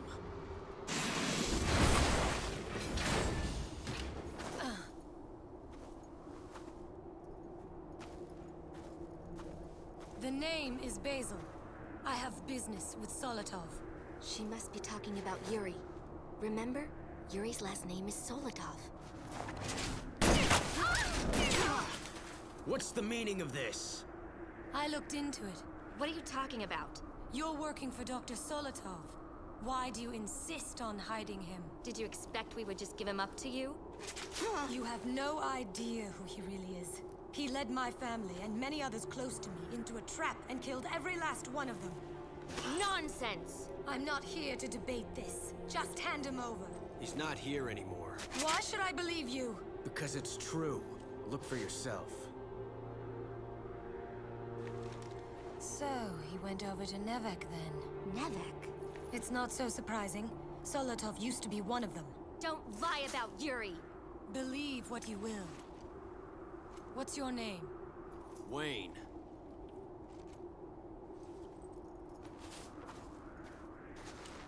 Wayne. We came here for the Green Eye. Alright, let's get that green eye. We got some more intrigue. Yuri is like kind of looking more like a gray character than a, you know, a black or white character. Alright, so we are here for the green eye. Mission 6, kind of surprising. Ooh, and we get a signal post right off the bat. I think, if not the whole mission, at least the beginning here, we have to deal with the pirates pretty heavy. So, I think they're called, yeah, the snow pirates. Sorry, it's only been like an hour, but I'm just like, I don't know, an idiot, I guess. Oh man, I headshotted that guy. Real unfortunate for him. What I'm trying to do, if I could hijack that mech, that would be the bee's knees, but I don't think that's going to happen, so I will concede and just kill him. I want to get that signal post. I want to get the fat 1,000. I want to get the fat 1,000 that I'll get from destroying this mech. Oh man, and they got missile launchers and everything else too. I actually remember this mission being a little annoying, at least specifically this part. I hope he doesn't get accurate all of a sudden. I don't really know what would kind of be in my best interest as far as handling this area. Definitely higher ground, I think, first. I see, yeah, I've got, like, rocket launchers blowing me up still. I think my main objective is to get this guy the fuck off this turret, and then hop on it for myself. Thank you, sir. And then we'll execute him. That was a horrid-looking, execution. Now we got ourselves a nice little missile launcher / Gatling gun. That's nice, huh? Oh, we want to destroy this missile launcher thing before it destroys us, and then I can sort of deal with everybody else one at a time. See some snipers or of some description up here. It looks like they might actually have energy guns. Man, my gun is not aiming very accurately. Oh well, that guy is finished. Let's go ahead and just blow that one up. Blow this guy up, and I think we are good to go. I see another signal post over there, and I do think I am going to bother to go get it. Let's pump this area with grenades for a minute. How about it? Perfect. It looked perfect. Wow, and I got all 3 of them. That's something you don't really see from this game. I was looking into the different versions of this game because I have Lost Planet Extreme Condition, but I don't think the PC version is Colonize Edition, and I was trying to see what that is because this, back in the day, they just put a fuck ton of adjective suffixes on their games, and games did, and kind of let them loose out into the world. So I was looking up what like the special version came with, and it seems like the Colonies edition had some extra single-player game modes, like maybe some time trials and stuff. I'm trying to bait this VS back here so that I can use this missile launcher on it. I think that's my best bet. Let's see where he ends up. Oh, wow. He's just peeking that corner ever so slightly. Okay, nice. Oh, and I just fucking blew myself completely up. Okay. Now we need to not do that again. Oh, and I just lost my little thing here. How is it doing? Did I land anything on it? I think I landed some Gatling rounds, but really nothing else. Oh wow, I got a grenade off there. How about a couple grenades?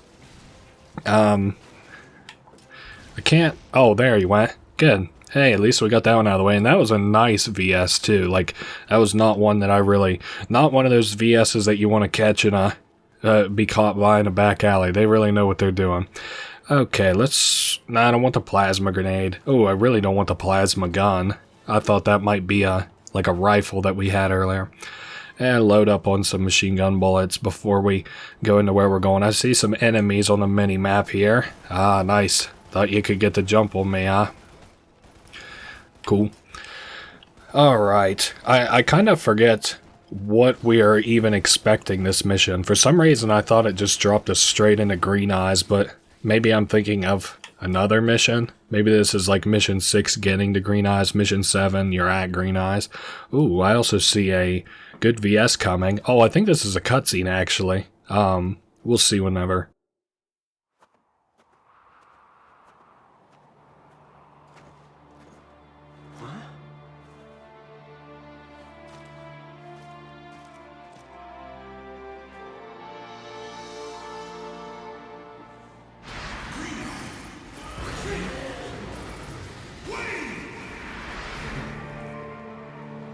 Wayne, there's something you need to see.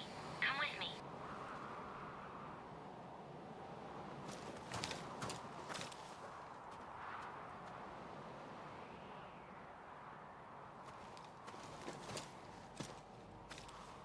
We found it buried under the rubble.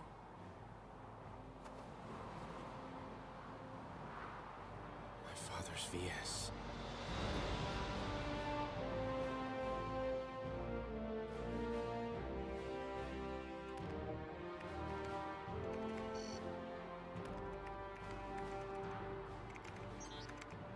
I'm sorry to always leave the fighting to you. This is about all I can do to help. Got it.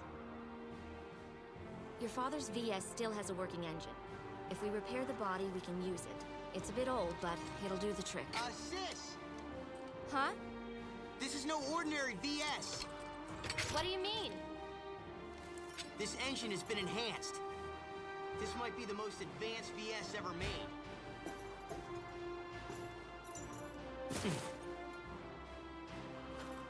Well, Wayne? I'll ride it. And I have my first target in mind.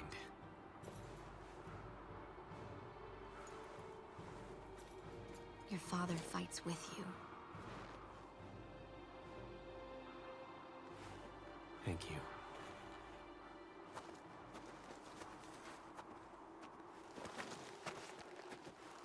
Get yourselves to cover.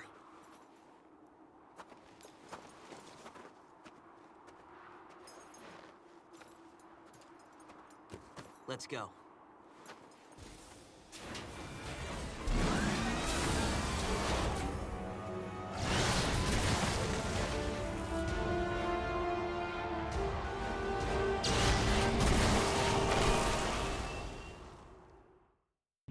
All right.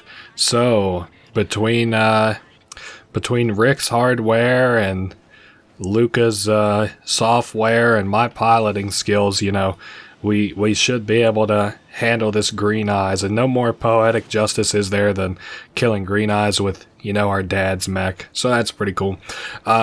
It's got some mobility options that are really nice, obviously, like this extended you know, dodge or whatever. The only thing is that hella eats up energy. I could consolidate all those. I don't think I'm going to, actually. I like the Gatling guns a little bit too much. I do think that we run into Green Eyes like a brick wall. So, like, you know, whenever we see him, we'll see him. Is it in this next area? Maybe? Ooh.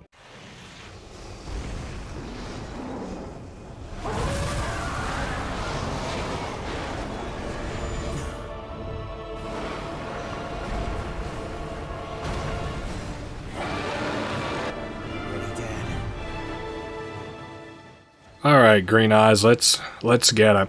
So Green Eyes has these pustules all around him, and they are his health bar, essentially.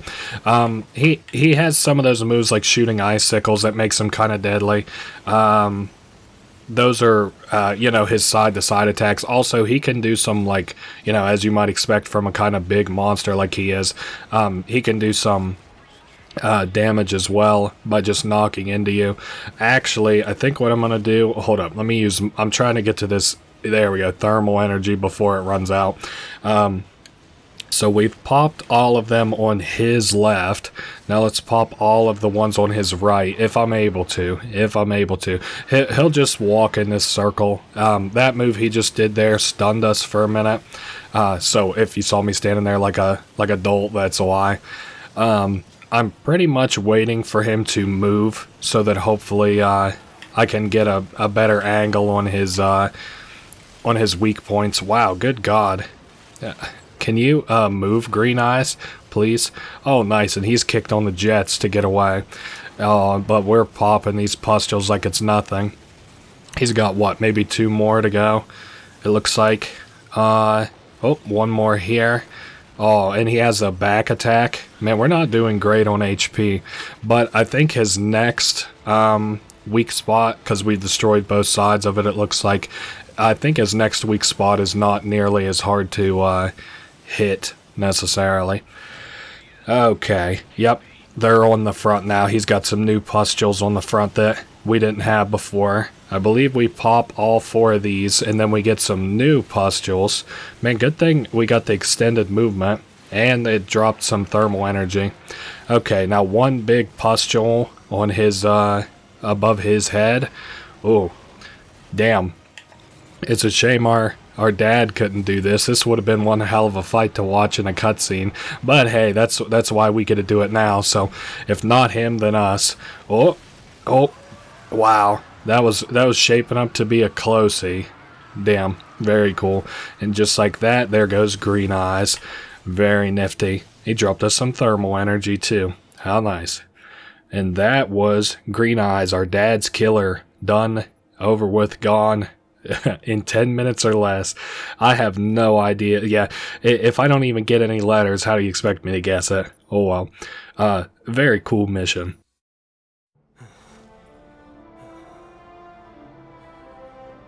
We did it.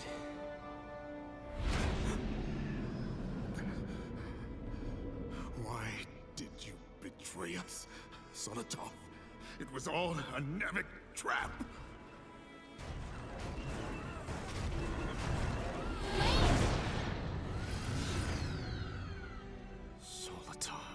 Wayne, are you okay? Yeah. Sorry. I was a little shaken up. Snow pirates. They're probably with the one we found in the trailer. Let them know we mean business.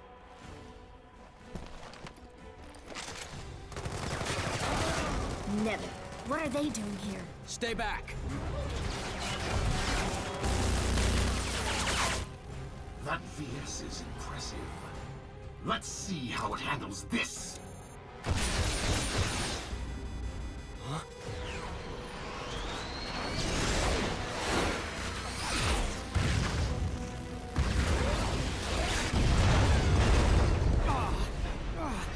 Damn it!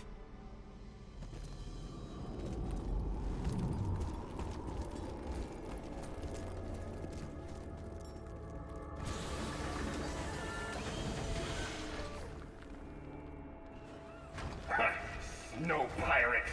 I hope you enjoy wallowing with your own kind in this dump. But it's time to take you out with the rest of the garbage.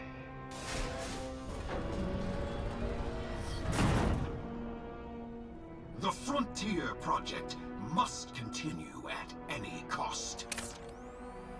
That's the same as the one Wayne has. Sorry. Huh? It's been a long time. Bandero, you bastard. Goodbye, Gale. Try to have some dignity in death.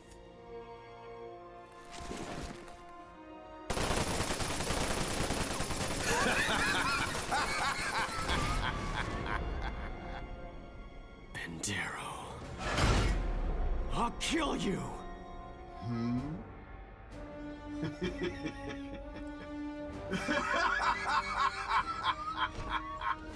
Just try it, snow pirate.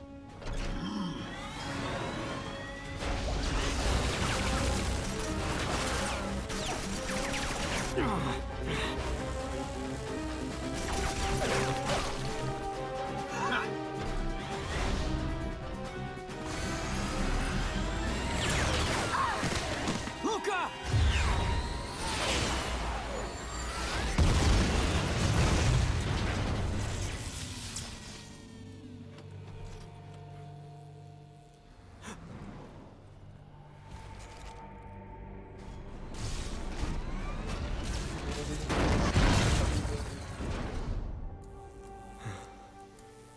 I'm sorry to leave you behind again, Dad.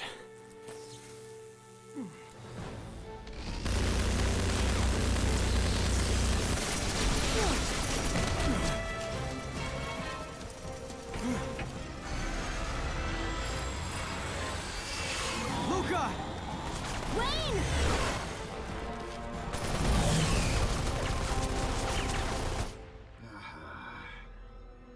Get them!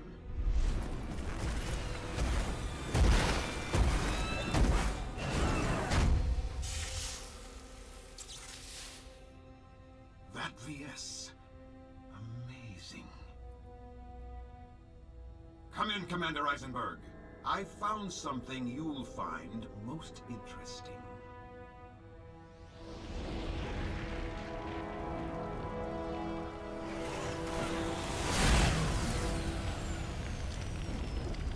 Rick. Rick! Ah! Oh. Wayne!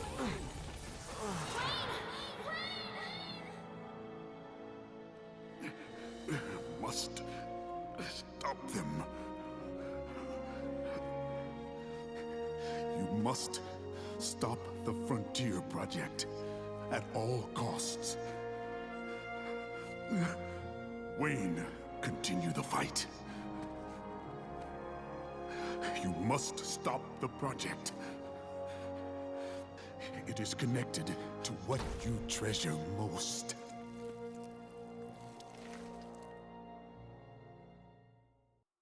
One year later, in order to see the Frontier Project through to its completion,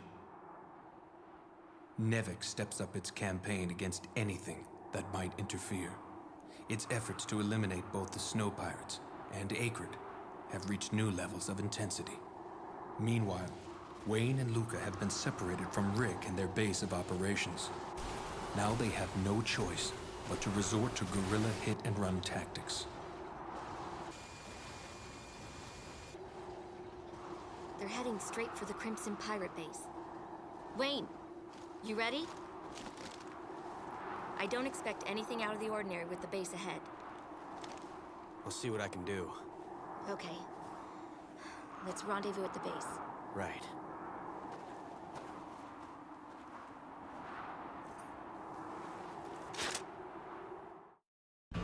Alright, so we have a lot to unpack, but first, let's see what our mission is. Nevik's on the march, they're headed towards a Crimson Pirate fortress, and we have to stop them before they get there. This mission starts off without the enemy actually knowing where we're at, which is really nice, because if we try to engage these guys head on, well, you can imagine what a nightmare that would be. You might notice far off to the east we have some trailers, and as you might remember, trailers always hold some goodies in them, so that is where we're headed. So let's unpack things one at a time. First things first, we lost our brand new VS. Really good, cool VS. But it's gone. The enemy has stolen it. Next things next. Because we've killed Green Eyes, they have to retcon that Green Eyes wasn't the one who killed our father, but it was actually this really pale looking, well, he looks like a guy who's been out in the frost, which, you know, everybody else has some color to their skin despite that, but not him, no sir. Despite being on a planet covered in frost. So it turns out he's the one who actually killed our father, because this Eisenberg also, or not Eisenberg, but Solozov, wasn't that his name? AKA Yuri, led our father into a trap. So that's to catch us up on that front. It also appears as though Rick is dead, ? The cutscene made it seem like he's just missing. But, or the second cutscene made it seem like he's just missing, but the first cutscene makes it seem like he's dead, so. Okay, so I mentioned earlier, laser rifles, incredibly good weapon against VS's, and that is no fucking joke, dude. You land these on the VS's and you're in like Flint. Wow, another really good hit, and they're down to at least their last VS over on this side. I think there's other VS's as we continue to attack this sort of Nevik Fortress a little bit. I don't even really care about the signal post at this point because, you know, I'm killing so many VSs with my laser rifle that, like, they're giving me so much thermal energy. Yep, and there just went another VS. Wow, I was actually hoping it might fall low enough I could get the thermal energy, but that's fine. Yeah, we're basically just trading this thermal energy. We're firing it off. Uh-oh, that one also has a laser rifle. We'll have to be careful of that. Oh, and maybe one more. Nope. Still looks like it's kicking. I can't really even see it at this point. There we are. And we blasted it that time and it's gone. We got one more on top here. So it looks like the vertical ones, the ones with the more capsule shape, are going to be the ones we can kill in one hit with the laser rifle. And I'm not sure I was landing hits with my laser rifle against this other VS. So maybe one or two, maybe even three fully charged ones will destroy this. Ooh, no, that looks like three so far. And that one was probably a fourth one. How about one more? 5. Oh, we gotta eject. Okay. Oh well. Let's get another VS, I suppose. And I'm gonna equip this one with 2 Gatling guns, it looks like, because I got a Gatling gun here. It's also really funny to look all the way out in the distance over there at those guys that I didn't bother killing because, well, they're not in VSs. So that wouldn't be any fun to just massacre them. Oh, this actually had a rocket on it. You know what? Fine. I'll keep a rocket launcher and a Gatling gun. This thing doesn't even appear to really be smoking that much, so, well, now it's probably smoking. Wow, I'm really just peppering this motherfucker, ain't I? There we go. Now give me your energy, and that should put us at over 8,000, maybe. And there those guys went. Sorry, this area just becomes really heavy on the, comes really heavy on the, just, like, you know, you're basically, like, using whatever supplies you can find to fight these VSs. And, I mean, they have a lot of supplies for you to fight VSs. It's weird how thematic the missions come from here on out. Like, they all have, like, a specific theme, except for, like, one that I can think of. And this mission's theme is, like, you know, grab VSs and go kind of buck wild. That one surely has to be dead. Let's see, that one's good. This one that was on the right did get destroyed, and it's nothing but a pile of thermal energy now.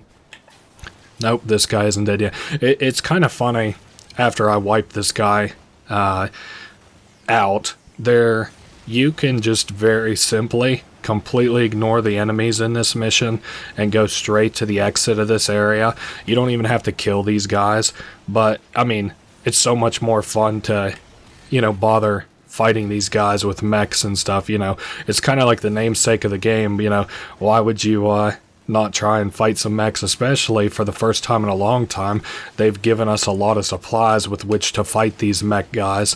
So, you know, again, why wouldn't you just go ahead and do it, I guess. Okay, we got another laser rifle. That is good for us, not good for our enemies. There goes 1. There goes 2. And let's see if I can get this 3rd for the hat trick. Nope, no such luck. Oh well. Hey, at least we have plenty of thermal energy to power this sumbitch up. Oh, look, there's another one of these little capsule guys. Just trying to avoid hits until I can... oh yeah, I can't even see anything. Okay, let's finish this guy off. Nope, no such luck. Oh well. Let me out of this sumbitch. I got a rocket launcher. I'll blow this guy's ass up. And there he goes. Now, I do kind of want a machine gun before we go forward, but unless I can just find one on the ground, I'm not going to go out of my way to find one. But yeah, you can just... oh, that guy's still alive. Oh, that guy's dead. Yeah, you can literally just take your VS, ignore enemies, and walk straight to this little path, and then we'll have a cutscene here.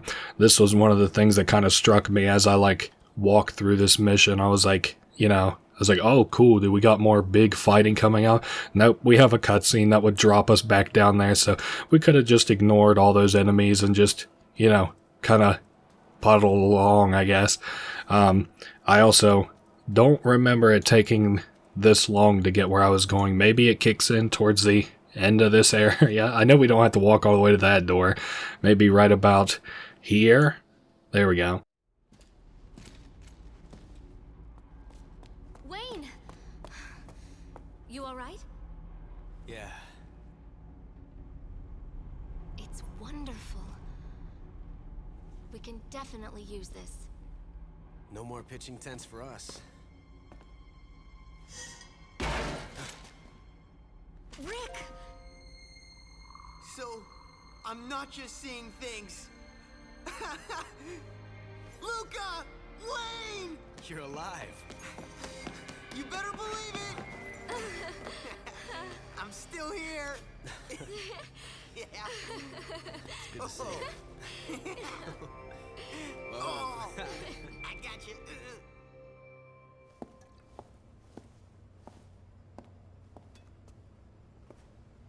It's still like a dream. No kidding. You've grown up. I'm amazed you were able to make it this long alone.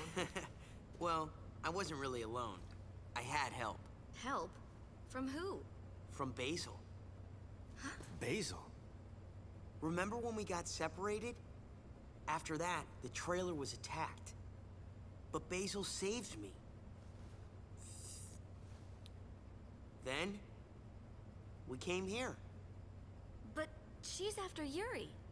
Turns out the Solotov that she's after wasn't Yuri after all. He's not. No. Apparently it's a man named Ivan Solotov. Ivan? Yeah. Yuri's father. Yuri's father? All right. So it's not Yuri she's after. But why is she after this Ivan? Ivan is a traitor. Because of his betrayal, she lost someone very close to her. Ivan Solotov. Betray us, Solotov. It was all a Nevik trap. And Basil, where is she now? She's on a run right now. She's checking out a Nevik research facility, hoping to find something out. Research facility? When is she gonna be back? I'm not sure. It would probably be faster to find her ourselves than to wait for her to return. Well? Let's go. Sounds good to me. I'm tired of waiting around and fiddling with machines. Alright, even though we were separated for, what was that, maybe 8 minutes, we've found each other once again. Oh, the warm reunion between Rick and Luca, and blah, blah, blah. You might recognize this is the pirate fortress, and then we have the big field coming up. If I'm remembering right, though, this big field doesn't have the big monster in it anymore, so we don't have to worry about that. Although, on sort of the flip side, it also doesn't look like we have a VS around. At least not to me. Something I wanted to address. Rick, I like Rick. I think he's funny. Rick has that stuff around his neck. And for a long time I was like, are those syringes? Or are they supposed to be like metal, like containers full of thermal energy? What are those? And it's so stupid to like... I only realized it earlier in this playthrough, but to realize that it's literally just spark plugs, I was like, what a fucking idiot I've been all these years. He's literally just got spark plugs all around his neck because he's a fucking grease monkey. Man, we are just destroying this acre. I might teach this guy a lesson for jumping me. There we go. We made mincemeat out of him. This is a mission where you can kind of lose all your thermal energy pretty easily. You don't have to worry about losing your VS so much, even though there are a lot of enemies, because we are aiming for that spot in the wall that we made it to last time, to grab that signal post, if you remember. I'm pretty sure this is the direction we're headed anyway. Oh dear, they're not 2 lasers. I can't deal with that. I want to get this rocket launcher loaded up. There we go. And done, I think. Or not. There we go. It's dead anyway. And I will leave the snow pirates to fight this acrid, but not before taking my thermal energy tax real quick for having bothered introducing these two to one another. We'll cash out a fat 1,000 thermal energy. I always like, something I really like doing, we'll see if I can do this without like triggering a cutscene or whatever. It looks like he's fiending after us for some reason still. But I really, really, really always like to watching these pirates and Acrid fight. And then like, you know, I don't know. It would be a very cool thing to just, like if there was some kind of a sim engine we could do that in. Just kind of like maybe watch fights like that. That would have been really cool. Okay. There goes this guy. Now, I was saying every mission has a theme, and I didn't quite realize that this mission's theme, or this mission that I was thinking of was like a different mission. Okay, basically I was thinking of at least 2 missions that had themes, and I didn't realize that they were the same mission. So that first part of this mission was like, oh, just go crazy, you know, go ham. This mission, or this part of the mission, is kind of like a, not even Metal Gear, because that's not even quite right, but it is sort of Metal Gear-ish. You know, you're like infiltrating a base. How about Metal Gear, but you have like a machine gun the whole time? I guess, I don't know. Anyway, that's what we're trying to do here. There are these robot enemies. They are extremely, extremely fucking annoying. They have like little shields that guard themselves. You can only attack them in between their block patterns. They are extremely annoying. The only bright side to them is they drop an okay amount of thermal energy. I think a little bit more than like the average enemy drops, but that is the only good thing you're gonna hear me say about them, because otherwise they're extremely annoying, which I guess is kind of fair, because you shouldn't be able to just hound on every enemy that you see, but I don't know, it's kind of too many for me to really like them that much. But you only wake them up if you shoot at them, if you shoot at one that's near to them, or you get in front of their little laser that they're using to detect you with. So I'm fine with just taking this kind of upper path to the other side where we're supposed to be going. There we go. Hopefully that is the last one that we'll have to deal with. And this guy just keeps blasting my ass. Here, maybe we'll give it one more shot, and if I get fucked again... Okay, good, I didn't. I think we have a melee, don't we? Yeah, but it's not very powerful. Not as powerful as a machine gun to the face, which means this game is very grounded in reality. So we're aiming for that over there. I'm going to continue ignoring these guys, and you can kind of see why, because I have 2 rocket launcher guys. You know, again, Metal Gear Solid, but if you had a machine gun, if you want to imagine it that way. Because I'm like basically just ignoring these guys. I'm trying to avoid those, you know, that laser grid by going above it. I guess, you know, I'll just at least grenade that guy. Oh, nice. I can get another 1,000 thermal energy, which will be nice because I think we actually have a boss fight coming up very soon. It's funny how shotgun these missions have kind of become. I don't remember them ever being this, well, in this, I don't know, maybe it doesn't feel that quick, or it isn't actually that quick, but these missions are like very adrenaline shot, like the whole time it's like go, go, go, go, go, up until the very end of the mission, and then I'm like, oh, here's the mission recap screen. Oh, I don't know what word that is, because I'm a fucking idiot. Anyway, we've got the boss coming in. I believe this is a sort of similar looking VS that we'll be fighting. Yeah, one of these spider models. Another enemy that starts out as a boss that turns into a regular enemy as time goes on. It is kind of resilient. I had made mention of before, like, there are some times whenever you want to focus the big guy and sometimes when you want to focus the small guy. This is definitely a time when you want to focus the big guy. The big guy way more deadly than the small guys, at least whenever you're inside of the VS anyway, especially if you're moving around. You know, you can avoid him pretty easily. And I guess really the little guys aren't that deadly. What the fuck did it just fire? Did I just say they're not that deadly and then it just did like a fucking AC-130 missile strike on the on the area? Oh, this one doesn't even have the good boost either.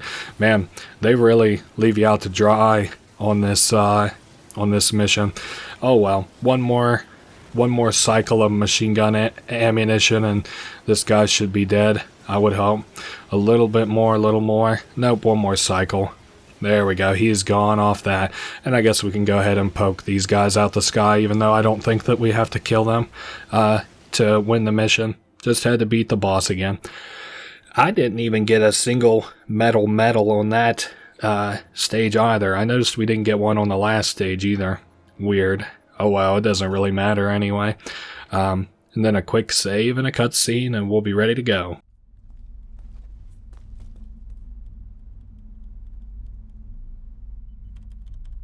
What are you doing? Don't move. Show me your face. With pleasure. What are you doing? I don't have to answer that. I'm afraid you do. Are you gonna shoot me? One-on-one, you don't stand a chance. How about 2-on-1? Ditch the gun and answer the man's question.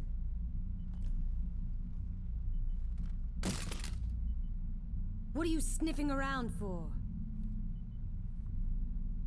The Frontier Project.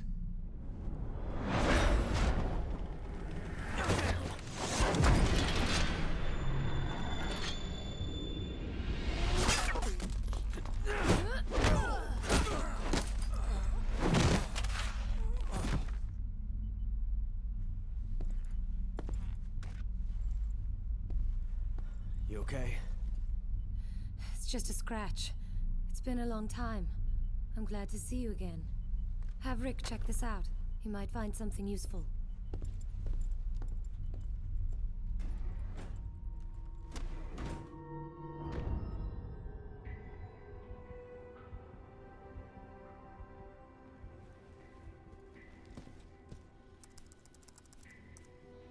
His name is Joe. He works for Nevik. The data on the PDA is encrypted, but it's so rudimentary. Hell, it's practically screaming, hey, take a look. What kind of data is in there? Hold on. Ha!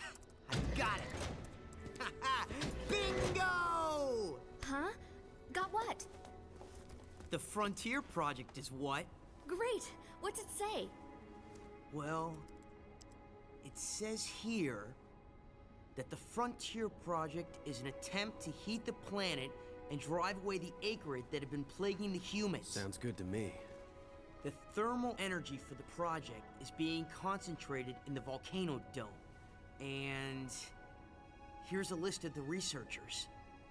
Oh. What? Head researcher, Yuri Solotov.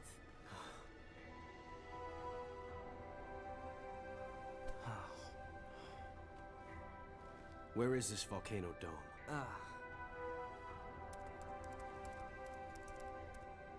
It's not close.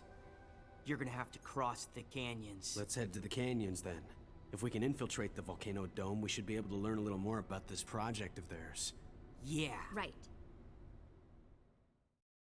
Okay, so quickly that mission has come and gone, and we've got another one, which is funny because we've only got 8, 9, 10, 11, and 12 to go. Now we're in a volcano facility. Well, a volcano area, and we're looking for a volcano facility. Along with, you know, a new terrain, a new environment, new hazards. We also have some new enemies, like this scorpion guy we see here. I'm trying to debate if it is even worth bothering him. Oh, I do see a one of these little waypoints up here that I'm going to go ahead and hack. I think I've called it everything but what it's called since this Let's Play has started. So I guess I'm just going to grenade this guy a little bit, you know, just to shake him up a little bit, just to surprise him. You know, everybody enjoys a surprise, and there's no bigger surprise, I would say, than getting grenaded out the blue. So what, we can hit X? Cool. I keep forgetting one of those actually just jolts us back up to the top, which is nice, but I can never remember which is which. yeah, you can see like this area is obviously hotter. I am not going to deal with whatever this is. Hey, I surprised that guy with a grenade, and he surprised me with his cousin, who was also a scorpion. The surprise was that he came from the air, not that he was a scorpion.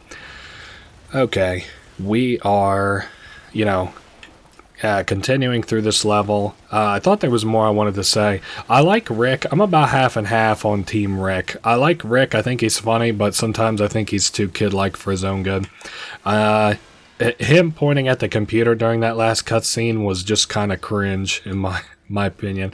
It being like, "Ooh, yeah, there it is." It's practically screaming, "Read me." I don't know. So he's not only a hardware kind of guy, apparently, but also a software person like his sister, Yuri. Or not Yuri, Luca. Speaking of Yuri, though, while we have him in mind, turns out that, you know, he's the head researcher on this Frontier project, which is gather all of the heat in this one area and then use it to heat the world. And, you know, drive away the acrid, I guess, as a result. It's not really clear to me if that's going to be, if it's going to be too hot for the acrid to live, which wouldn't necessarily make sense because these guys are living in what I presume to be a pretty hot area. Or if it becomes habitable because, I don't know, they kill it with some kind of machine. But anyway, we have one of these cool little spider-looking VS's now. It's got an alternate mode, which we can change with Y. I might do that a couple times. We'll have to see what happens. I'm just trying to maybe blast these guys a little bit. I guess maybe I'll try and transform real quick so I can show off what that looks like.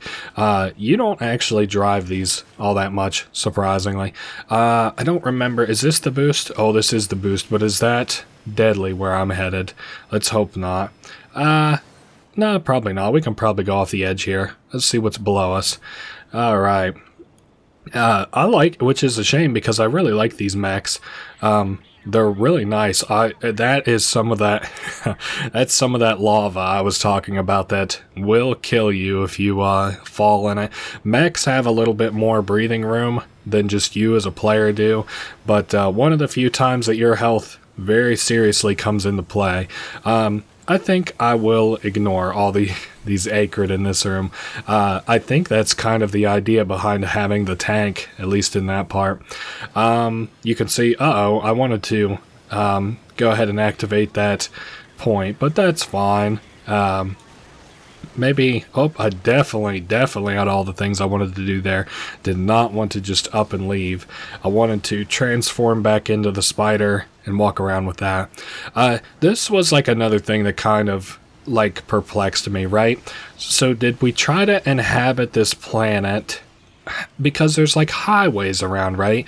It's another one of those situations where like, why would we have the architecture around for if we couldn't use it? We wouldn't have highways with cars if it was all like, you know, freezing and acrid and shit here on the surface. So my thought was like, it's either like a design flaw, like they just really didn't communicate what the idea was going to be to somebody who made this game. Like they were like, oh yeah, make like highways and stuff, but like it doesn't fit the story. Or like this is like supposed to be Earth or something. I don't know. Like I said, I don't really understand exactly what's going on with it. Something else kind of crazy, and I cannot find a source for this for the life of me, but the wiki says that okay, so we have Wayne, who we're playing as, right?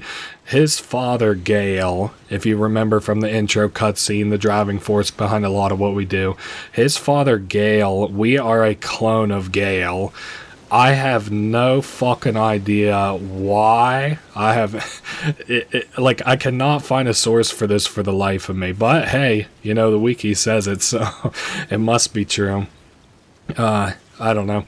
Not a lot to talk about out here. I mean, we have a new environment and stuff, but I'm not even meaning to kind of just like walk past all these enemies and stuff, but I think we're aiming for that over there. It's just, I don't really see much of a reason to, I don't know, pop 100 scorpions, pop 100 wasps.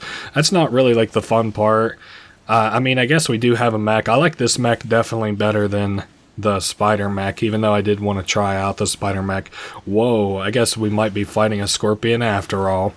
Damn, made quick work out of that one. I thought there's our second scorpion mech. Let's see if I get to the door before I kill it.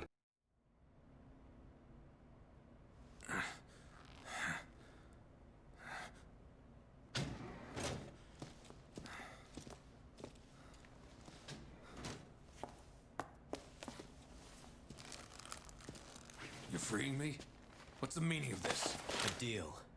If you agree to guide us to the volcano dome, then we agree to free you, so long as you stay within the trailer. You want to know the route to the volcano dome? Yeah, the quickest one. You know it, right? You got a deal. Luca, show our new friend to the cabin.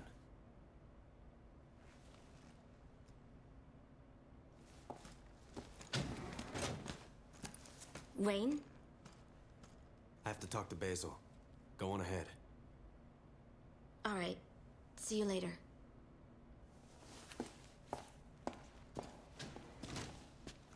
I have a question. That's... A present from my father. Who was your father? Gale Holden. Gale saved me after I came under Acrid attack. And that's when you received the Harmonizer? Yes. It was developed at the same time as the Frontier Project. Gale didn't trust Nevek, so he performed the operation behind their backs. We never figured out exactly what caused him to lose faith, but my husband and I both trusted Gale and agreed to the operation. In the end, my husband died along with Gale because of Solotov's backstabbing. Are you positive he betrayed you? Yes. Solotov was the only one that knew the location of the Frontier Project facility. I'm sure Gale mentioned that too. I wonder, was the information about Ivan Solotov just another Nevek lie? Why do you think that? Just a hunch. It looks like we need to do a little more investigation into this. Your harmonizer. It feels like the key to something important, but... But? Well, it was frozen without thermal energy for 30 years. That had a terrible effect on its operating ability. I'm so sorry to interrupt your pleasant chat. Joe found us a route. Whenever you're ready, we can head out. Come in, please.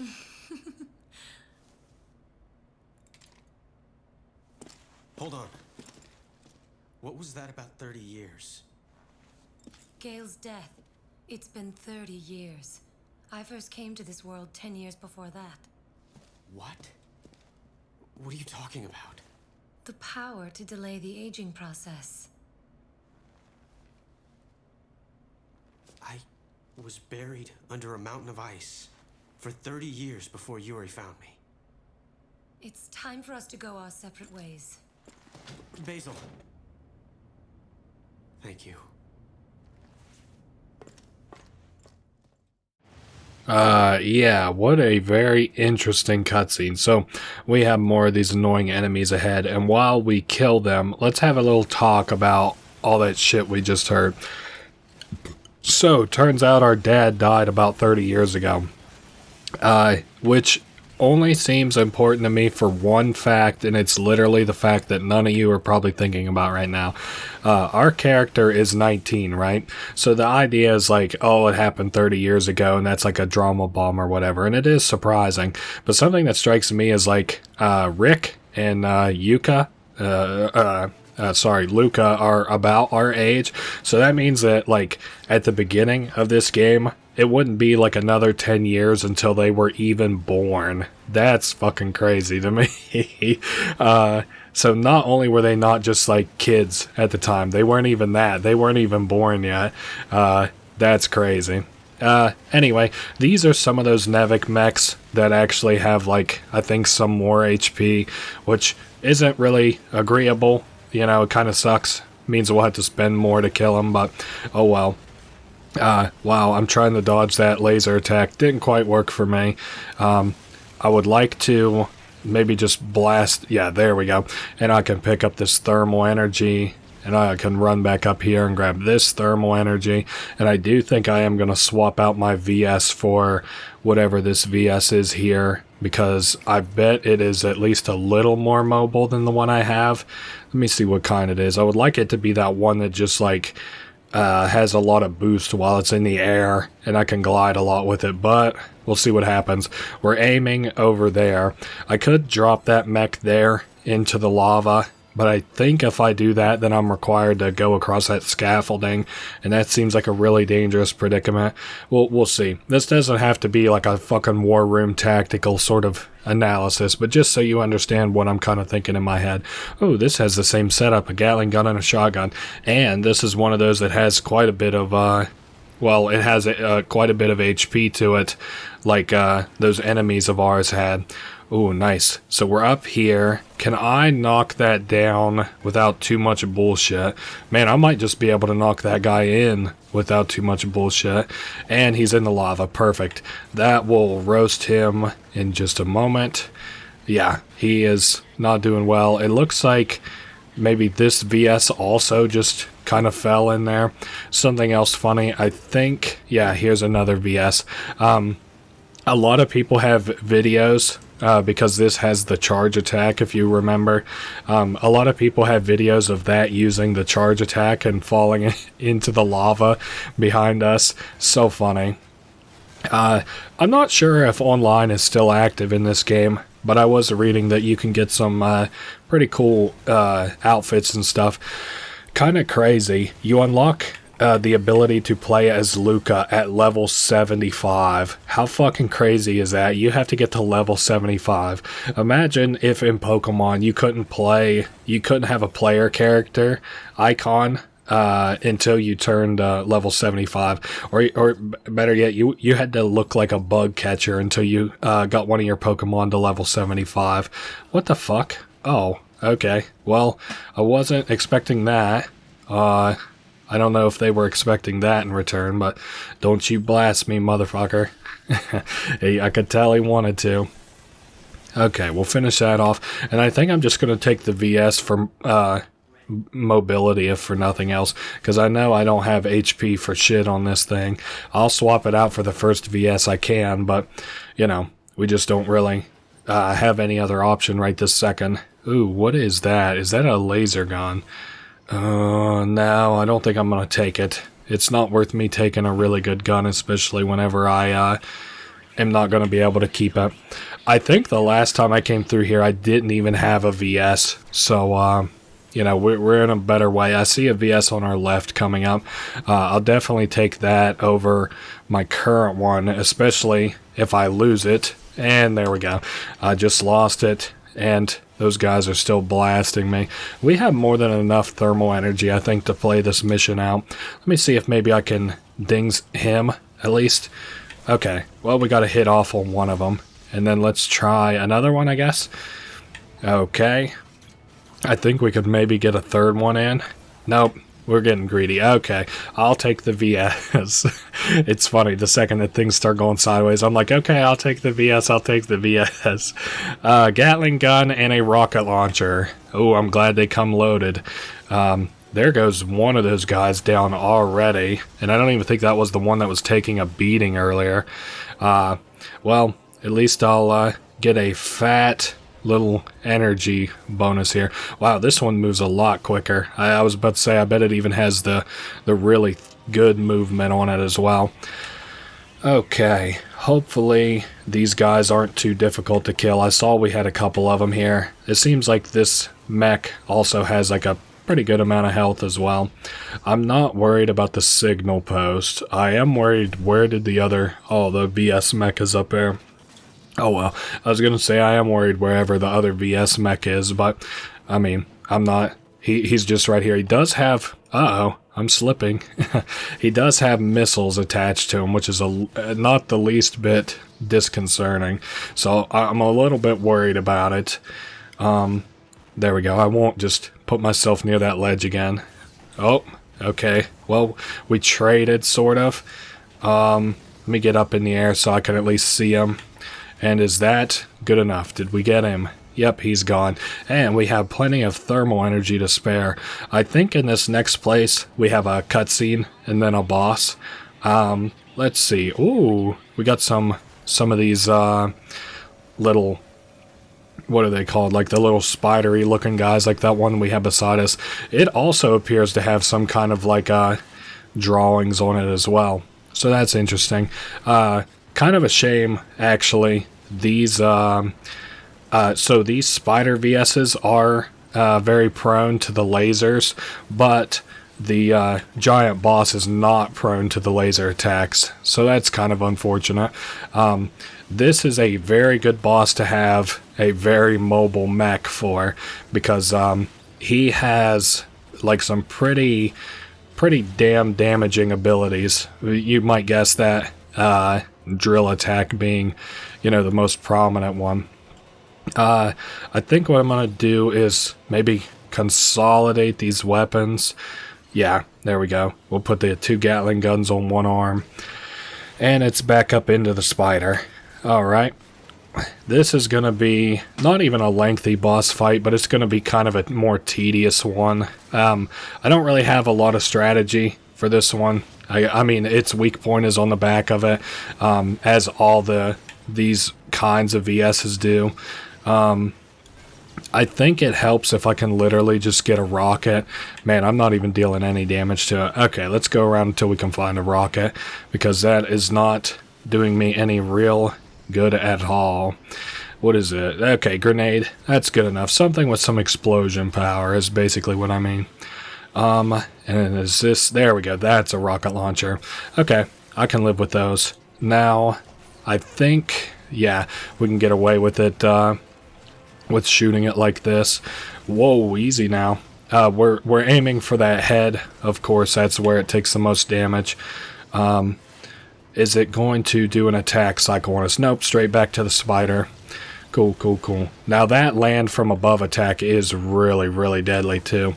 Deals a lot of damage. Wow. Whenever it's in spider form, it deals a lot of damage as well. Uh-oh, and I'm taking a lot of damage. Let me back up a little bit. I just want to see it do its attack more than anything. Okay, and then we can attack from behind. Perfect. And then see it go back in the spider form, and we should be able to get a couple hits off on it at least. There we go. Oh, well. Oh, I fell right into the lava. What the fuck? Yeah. So that was another thing I was going to talk about, basically his ability to destroy the environment that we're in. That's kind of problematic, but, you know, livable as long as we, you know, can manage it. Speaking of livable as long as we can manage it, I can't really manage it much more, so I need to sub out for one of these VSs that's up on the side that have more HP and ammunition, because, as you saw, I was running out of it very quickly there. Oh, nice. Here's another rocket launcher. This'll make things really easy on me. I just need to land a good hit or two on this guy. I guess maybe I'll pelt him with some machine gun fire, and then nice. One more really good rocket launch might get him. Cool. Very good. Wow, that went a lot easier that time than it did the first time. And that is another mission complete. I think I might have gotten a medal that time. Let's see if I got any medals.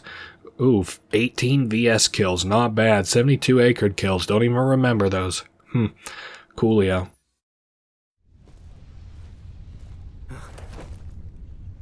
You've done a fine job. One man destroying this whole facility. No ordinary man could pull that off. Something's wrong. I don't read any signs of life in the area. Who are you? The name's Dennis Eisenberg. I oversee Nevek's operation on this planet. And you are? Wayne. A perfect world, free of the Acrid. The Frontier Project is what will shake the colonists of this planet free from that horrible nightmare. Half a century. 50 years is a long time. Some decided to abandon our dream and become the lawless snow pirates. It was our fault for letting it happen. Our lenience with them was our undoing. But at the the time, we felt a certain duty to our former comrades. There were exceptions. If they would have just gone merrily on their way and stayed out of our business, then we wouldn't have had any problems. But they didn't, and thus they had to pay the price. With their lives. On occasion. It's never easy to kill someone you felt close to at one time. So you killed my father. Your father? Me? My father's goal was to bring an end to the Frontier Project. So, you're Gale's boy. What a sad end! I wanted Gale to come around and understand my dream. Then together we could have achieved it. How about this? Did you find something? It's faint, so it's hard to get a response. But this? Gale isn't here, but I at least want you to see where I'm coming from. We have so much catching up to do. I'm sure we can reach an understanding. Just like you and Yuri reached one? Hey, look at this! What is it?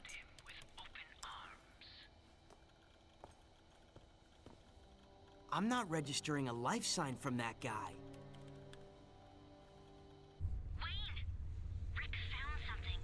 His contributions have propelled our efforts light years ahead. He was truly a genius. Was? Don't jump to conclusions now. I haven't killed him or anything. He's just resting, taking a pleasant nap in a place without any distractions. A very quiet place. Too bad. Looks like we won't be coming to any understandings today.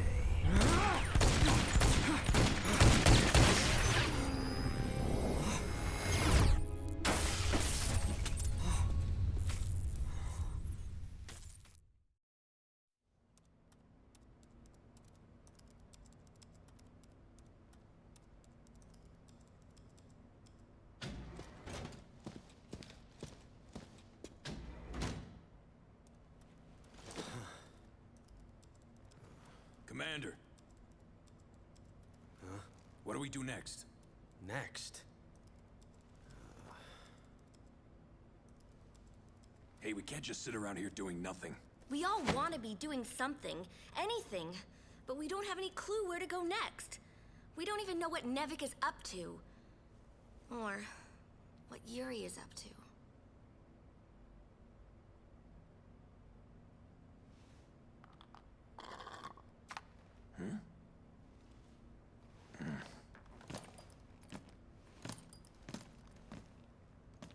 There is still one lead available.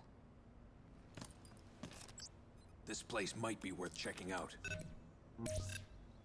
These are the canyons. Right. We passed through these canyons before. But there's also a subterranean area down below. Huh? What do you mean? Well, depending on the filters you lay on it, a map can reveal more than it does at first glance. And right here, it's well hidden, but there's a sizable thermal energy deposit in the lower canyon area. A deposit? 5 years ago, a processing plant down there was shut down and abandoned for some reason. There's enough thermal energy there to supply Nevik for years. If it's been left untouched this whole time, it'd provide a good jumpstart for the Frontier Project. It's just a hunch. But if your hunch is right... Wayne, let's check it out. Yeah.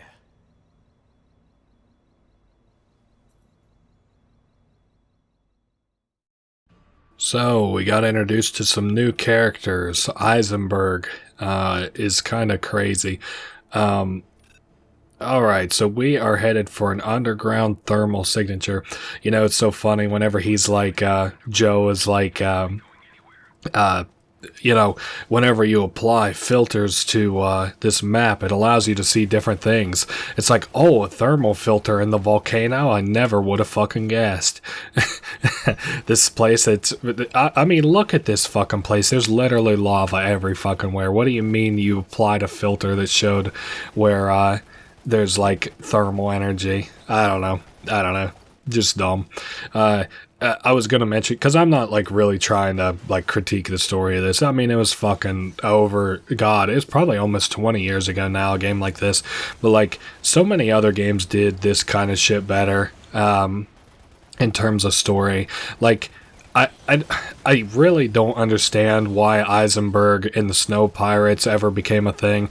Like, Snow Pirates are Nevik members that like just decided that the Frontier Project wasn't the way to go, but it's never explained like why, because the Frontier Project will come to understand, we'll just say it's not dangerous. So I don't understand why people ever cared if the Frontier, like what, I don't know. The Frontier Project is not dangerous, but there's some kind of an ideological divide that ended up with, you know, some of the people who were on the project going to Snow Pirates, and then other ones still remaining Nevik. And the Nevik people kept working on the Frontier Project, and the Snow Pirates, I guess, just were like, fuck it, let's live here. But they don't ever, like, it's never implied that they're trying to sympathize with, like, the Acrid. The Acrid are never made like a sympathetic character, so they're not doing it so that they don't get, like, massacred. There's like no life here on this earth that is like, you know, organic naturally. So I have no idea, like there's not like bunnies and all this shit all around that's like, you know, if we activated the project, the Frontier Project, it would kill all this other life that's on this planet. No, that's never ever brought up. I also don't know like why you would ever go on that side of the map. That is not where we're supposed to go, and it is covered in fucking enemies, so you might guess we are not going over there. The way that we have to go is over that way, up onto that. Well, actually, basically you're doing the last mission backwards, if you want to imagine it like that. So what else was I saying? Yeah, the story's all over the place. And that's like, I don't know. Oh, what I was going to say. I don't know if this is like a story that makes more sense in the language that it came from natively, like Japanese or whatever. Like maybe if I looked at like a direct translation, hey, thanks for falling right into the lava and making you basically an enemy I don't have to worry about now. I also see, even though we have a signal post up ahead, which is good, oh man, he made it out of the lava. That sucks. Can I maybe kill him this way? A little more. Nah, I don't think so. I'm not gonna bother with him. I don't know. Maybe it makes more sense in like the native language of you know, Japanese or whatever. I just really don't fucking understand it at all. I would like to get that mech a lot because that has a really good weapon attached to it, but I don't think that's going to happen. So I'm going to just try and pelt it with grenades, maybe run it off the ledge if at all possible. I really want that signal post. I don't... There we go. We're on top of her now, and he launched. So, hey, if he wants to just get out of our hair, I'm happy to take that concession. Nope, and he's back up here. Oh well.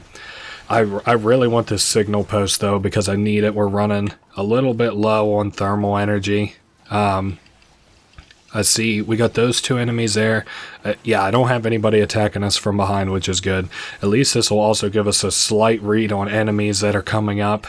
Hopefully. Let's see. I was looking to see if maybe I could see that mech, but I think he's actually directly underneath of us. So under that highway, basically. Ooh, we have got a mech here I think we can jack. No mech. I thought we did for some reason. I see a mech guy there. I have no interest in bothering him. I really don't even have an interest in fucking with the explodey guys. I'd rather these two just fought one another. Well, if you're going to be a jackass, you're going to have to eat a couple grenades, at the very least. Okay, he's already sparking. Oh, sparking some more. Oh, knocked him out the air with the grenade. Little more. Ah, come on, man. These guys are so annoying without a VS, let me tell you. There we go. I'll leave him with that. Oh, perfect. He's in not a good way now. So I said we're doing this mission backwards, and this is where like we start to come across like untreaded territory, because this is where lava was before, but the lava has stopped flowing, so now we're on foot going down to wherever we're going. I kind of forget where the plot goes at this point, but you can rest assured it goes somewhere. I would really like that signal post there. Could I like maybe come down a little bit and then like do a little low hit? As long as those guys don't launch missiles at us, which they are very prone to doing, we'll be just fine. And I not only got hit by one, I think, yep, we're just going to have to get straight down. I also see lava coming up, so I'm going to have to step a little more deliberately. Okay, that's good. I can live with this fall.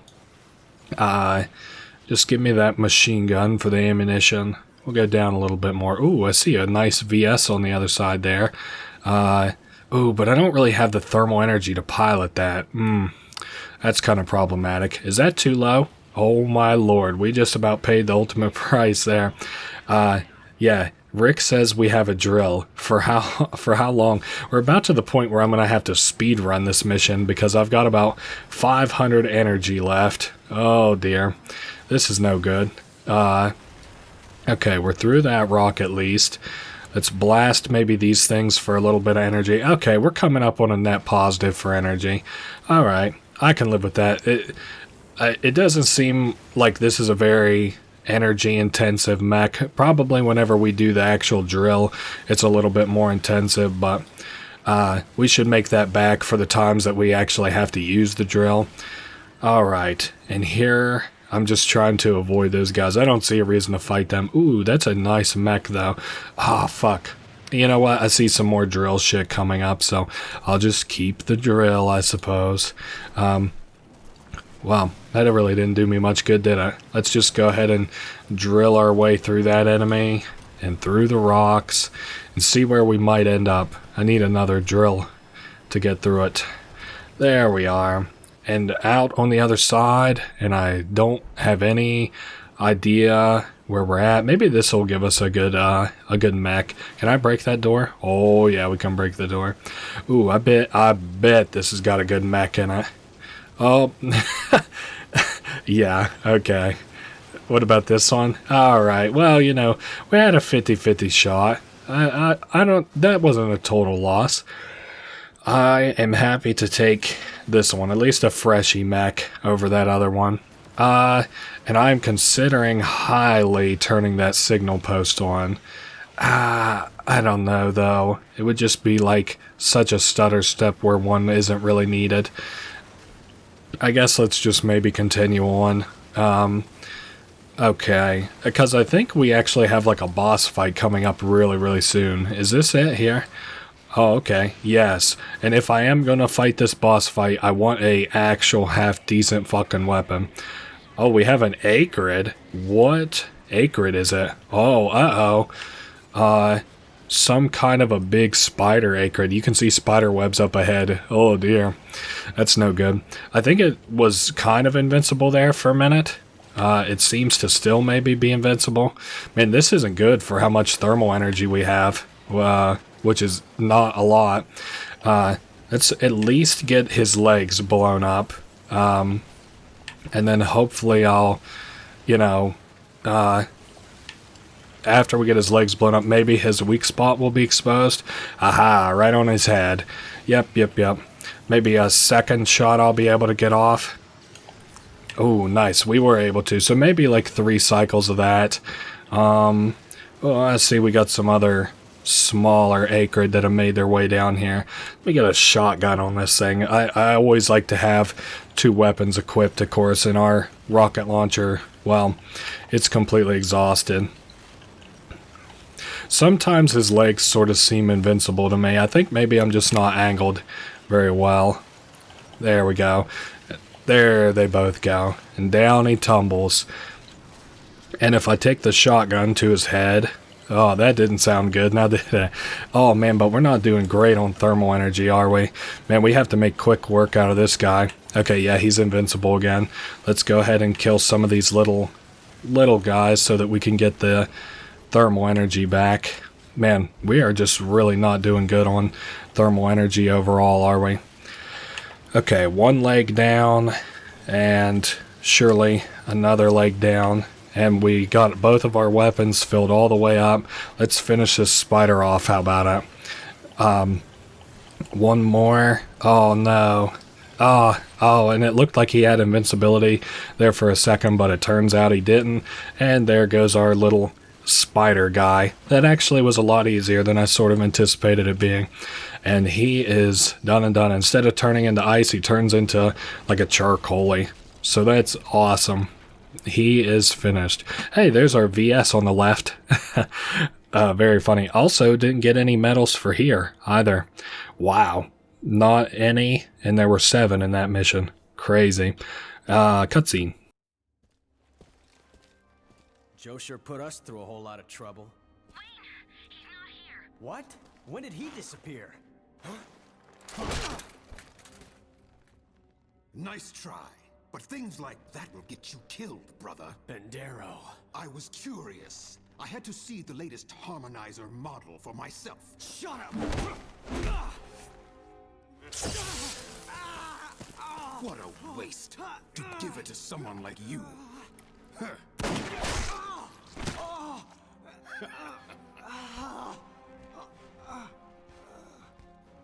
There are far too many modified humans in this world for my taste.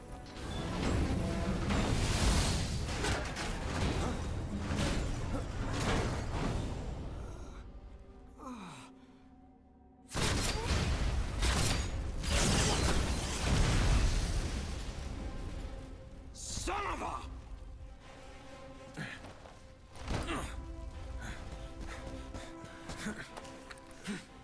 You never said anything about killing them. Change of plans. On whose authority? Yours? Eisenberg's plan was to keep them distracted while he started up the frontier system. The warming would bring about the end of the Acrid and transform this into a green paradise. Then when they saw the result, they would come to see the light. The only green fields you'll be seeing are the Elysian variety. What? Seeing as how nothing will be left alive on this rock once the frontier system is set into motion, all this talk of heating the planet is only after all life has been exterminated. That can't be. Now. Harbingers of a new tomorrow. A message for us officers. I'll let you listen to this one. For 150 years, colonists have endured the unpredictable conditions of this planet. Endless battles against the mysterious Acrid, the separatists who have formed the Snow Pirates and dog our every step with constant violence. But now, the frontier system will deliver us from our tormentors. Clean energy will set it into motion and rid us of the Acrid and other unpleasant elements plaguing this world. The Acrid eradication will also provide a release of thermal energy that will serve to heat the atmosphere. Unpleasant elements. That must sting. While the system is running, we ask that you proceed to the orbital elevator and initiate the hibernation process. The facility there will protect you from the energy output by the system. Once the world has been terraformed, you will be the first to witness the verdant utopia that Looks awaits. good. Well, Rick? It looks like it'll do. Well, I'll make it do. In the end, this third of the colonial planets will be transformed into a paradise, welcoming colonists from our polluted home planet with open arms. The valuable resources lying untapped, hidden under layers of ice, will not only bring prosperity to Nevik, but to the human race. We are the pioneers, exploring the wonders of this brave new world. Hey! You better be listening to this. It's time to proceed to the orbital elevator. Enjoy a pleasant rest.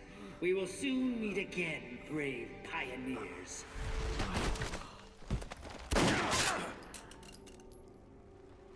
heard enough? We are near the time of our parting.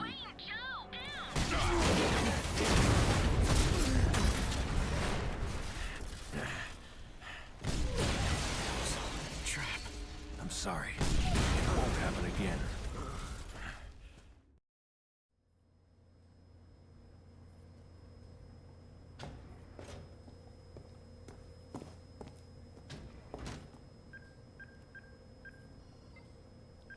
I'm feeling the effects. My memory loss is probably related to this. What? Basil filled me in.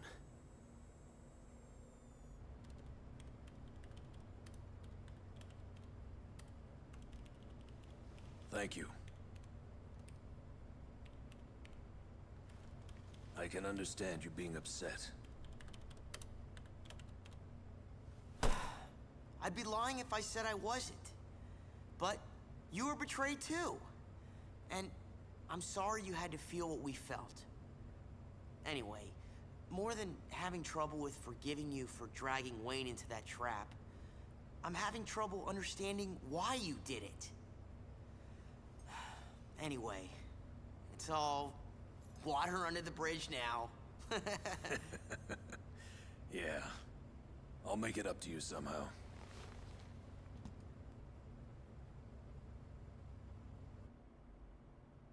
I see.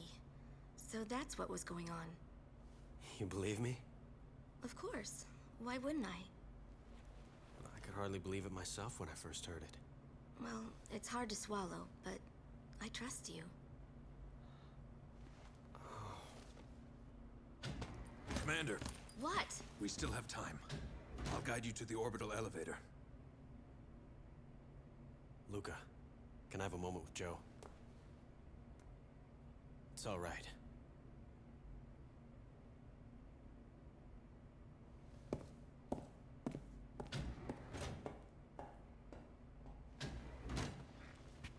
What's with the serious face? I never knew that the frontier system would eradicate all life on the planet when it was put into motion. I really only wanted to rid this world of the Acrid. Trust me. I believe you. You do? Now, how do we reach the elevator? Oh, yeah. There's a shortcut. It's the quickest route, but it'll take us straight through an Acrid hive. I know how the Acrid behave. I can guide us so that we avoid as many of them as possible. We're counting on you. First things first. Let's get through the hive. Once we're through, we can worry about the rest of the journey.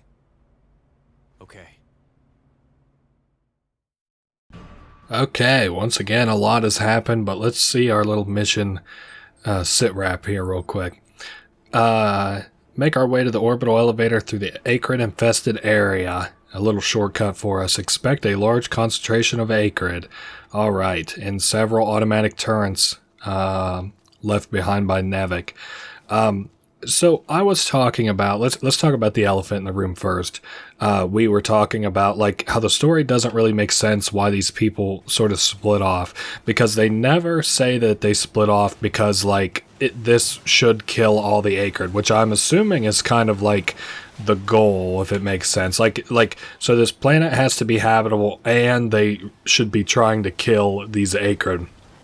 So it's like a win-win. So it's never brought up like why, you know, the Frontier Project was bad. The only reason it's bad now is because it kills everybody who's on the planet, which is like, you know, I don't know why this conversation ever was a thing before, because it seems like something that everybody wanted was for, you know, the acrid to be annihilated and the planet to be habitable. So where comes this, where comes the ideological divide that made these two groups fight one another, which then creates this conflict where, like, if we don't evacuate the whole planet, well, everybody dies. You know, that's just a thing I never really understood. So there's kind of a lapse in the storytelling, at least from that perspective. Maybe it's expanded in the later games somehow. I don't know. because you would think it would be like, oh, hot dog, let's all just go into space, launch this thing, and have our paradise. And I imagine a company like, you know, this that literally discovers a whole nother planet. If a company handed Mars to Earth, can you imagine the fortune that you would set your whole lineage up with for the rest of time? Well, for a big chunk of it anyway. Hard to tell what might happen in a million years, but I see we've got an acrid here. Also, like, you can tell, and I'm hoping to get a better look at it as soon as we kill this guy here real quick. There we go. Oh, nope, he's just attacking. Oh, man. Oh, it looks like it had like a coating on it. That's interesting. How about we... Man, this is like the third full volley of minigun bullets that this thing has taken. There we go. Thank God it's dead. What I want to get a look at is the same thing that's on kind of the overworld, the first mission that we ever did, which is like these big buildings that obviously like housed people. Now this area makes sense as far as like what you might expect human facilities to look like, with beautiful windows and stuff, because it's all underground. You know, they don't have to build it to keep out the cold because they have a dome over top of it. I don't know. But I understand it being down here. I would like to kill these things and maybe turn that signal post on, but honestly, it might just not even be worth my time. So maybe I'll just go down here instead.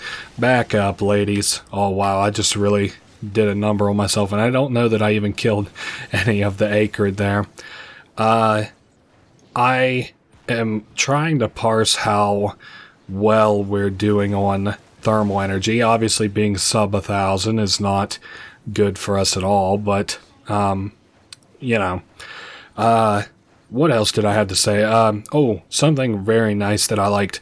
Rick, evidently, he's a really smart guy, right? Like, he's a smart kid, but he forgave Joe back there, which is kind of the transition from intelligence to wisdom, which comes with manhood.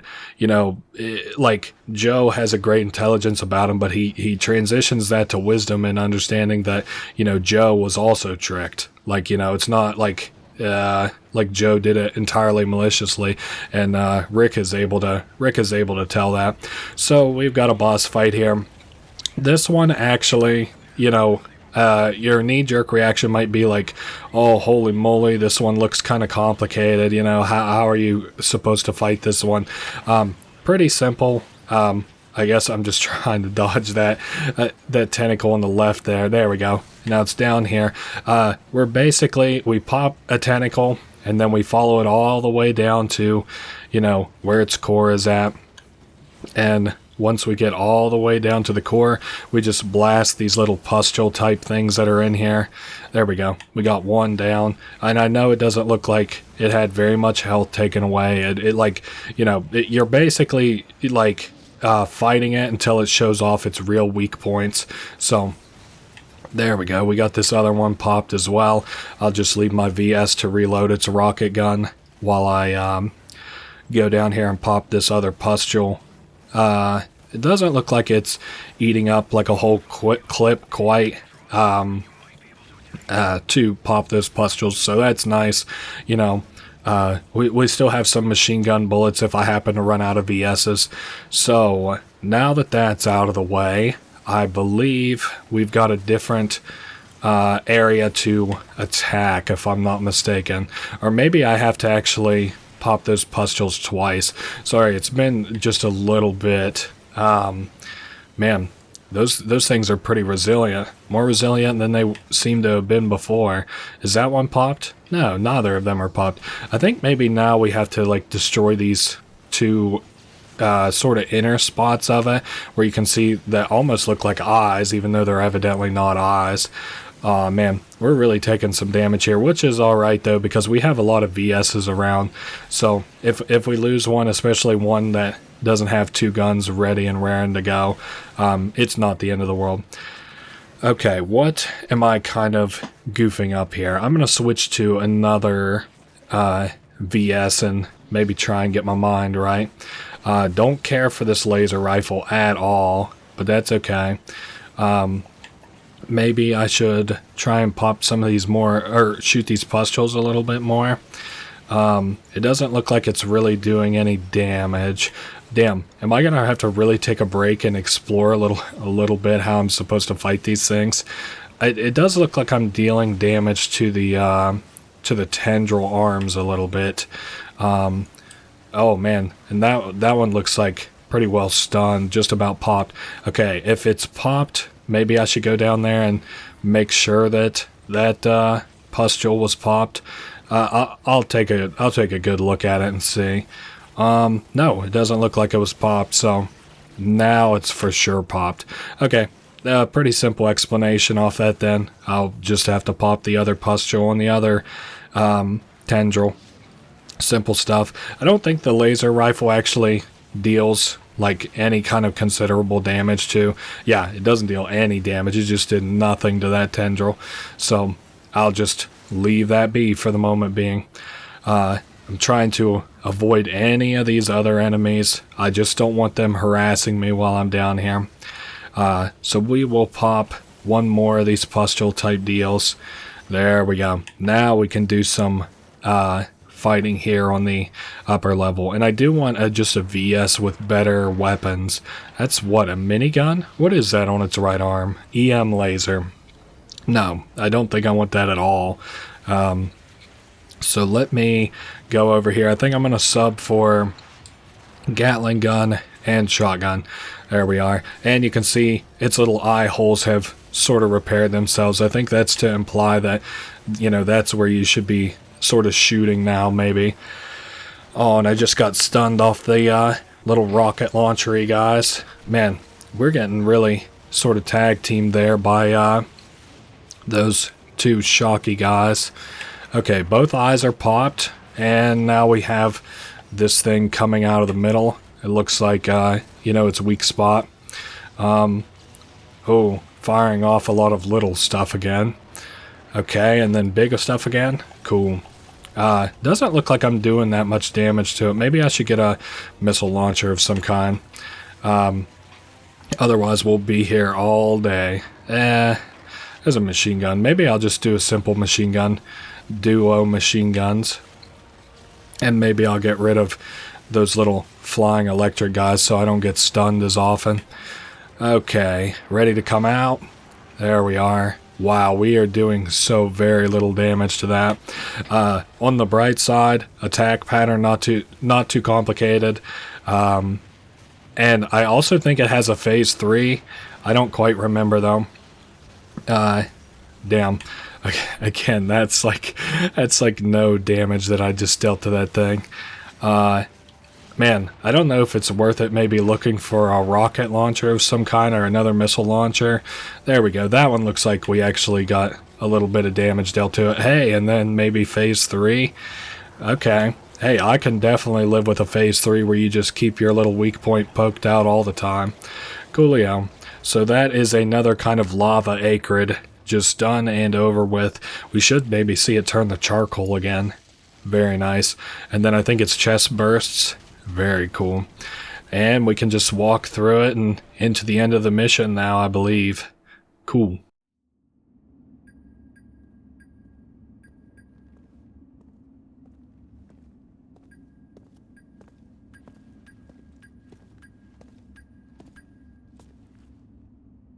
From here on, we're treading into Nevik territory. We finally arrived. Here. What's this? A friend of yours gave it to me. Friend?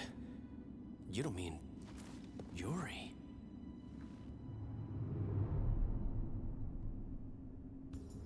He was the one that approached me. He was trying to explain a lot of different things. But at the time, I trusted Eisenberg and couldn't believe a word of what Yuri was saying. I kept my distance from him for a while. But one time he said he had to meet me and that it was urgent. I went to the designated spot, but all I found was a note and that device. What did the note say? It said, make sure this device finds its way to a snow pirate named Wayne. When Eisenberg ordered me to make contact with the very same person, it put me on edge. What about Yuri? Where is he now? What I've heard confirms what Eisenberg said, that he was thrown into a containment facility. It wasn't just because of his involvement in the Frontier Project, but also due to his sniffing around too much. Where are they holding him? Do you know? Conveniently enough, it's on the way to the orbital elevator. Let's go. Rick. Huh? Hold on to that for me. Gotcha.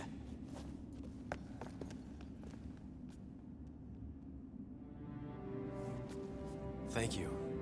You've done more than enough for us already. What? I get the feeling there's unfinished business you need to resolve. We should split up from here. I'm sorry. The rest of the route has been programmed into your trailer's main computer. It should guide you the rest of the way. Got it. I'm leaving you the anti-VS rifle. It might come in handy. Sorry I hesitated earlier. Never in my wildest dreams did I imagine I'd be shaking hands with a snow pirate.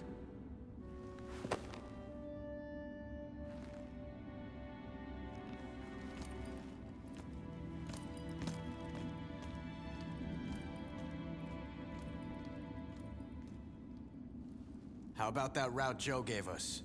Good to go. Leave it to us. All right. It's time to go free our old friend Yuri.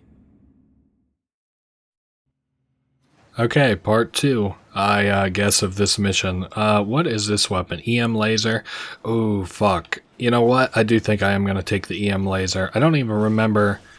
It's whatever. We'll take it. I have a lot of thermal energy now, too, which is nice. I don't really remember what is up with this mission. I know we have 2 more missions to go, and I thought I knew both of the boss fights for it, but oh well. I guess maybe I don't. Anyway, let's see. Anything I need to know about that last mission? We have this little addition to our harmonizer that Yuri gave to us through Joe, weirdly enough. Something that kind of, I don't know. I don't know why we gave it to Rick. We were like, hold on to this, Rick. I could see us giving it to him if we wanted him to analyze it and see what it does, but I don't really think that that's a thing that's ever... that they ever do. So whatever we gave it to him for. This is a room that is just totally fucking filled with bad guys. So we'll just not participate in that. And I even got a medal out of it. So I don't see a reason not to participate a little bit in fighting some of these guys. The orbital elevator is getting ready to take off though, so trying to prioritize hoofing it a little bit, being a little bit speedier. Oh yes, this room is sick. It is filled to the brim with VS's, and we kind of want to take any of the good weapons that we can find. I don't want the shotgun. I will refill off Gatling gun though.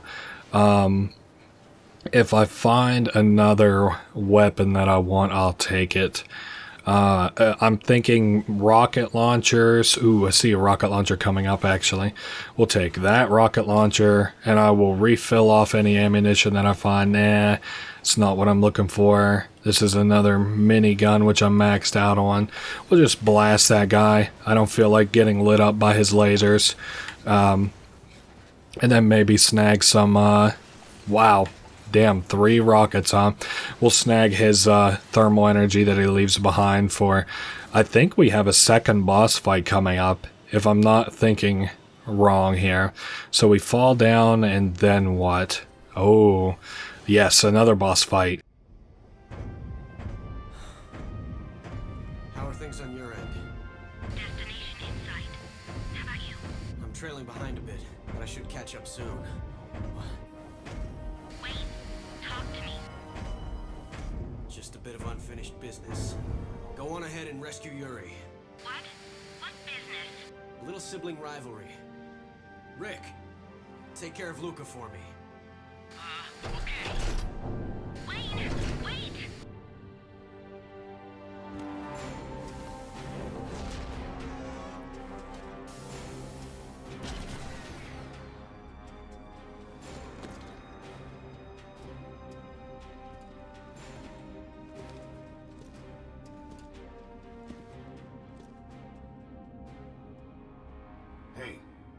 How's that leg doing?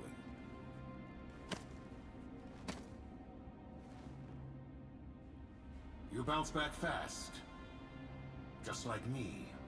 So tell me, what did Gale do to you?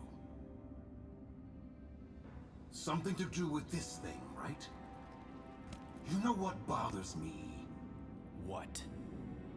I don't know what you're capable of, but you're an itch I can't scratch. I didn't care when I thought the experimental model was just that witch. But then I come to find that I was just another prototype. I'm just a worthless stepping stone for some damn kid! That VS belongs to me. I'm not finished! You're just like your father. Talking down to me with that same damn holier-than-thou attitude. The VS belongs to you, huh? If you want it, come and get it! I think you know where this is heading. Have it your way. I'll come and get it, all right. Looks like it's time to retire your model. Alright, a boss fight for our dad's VS. Very cool.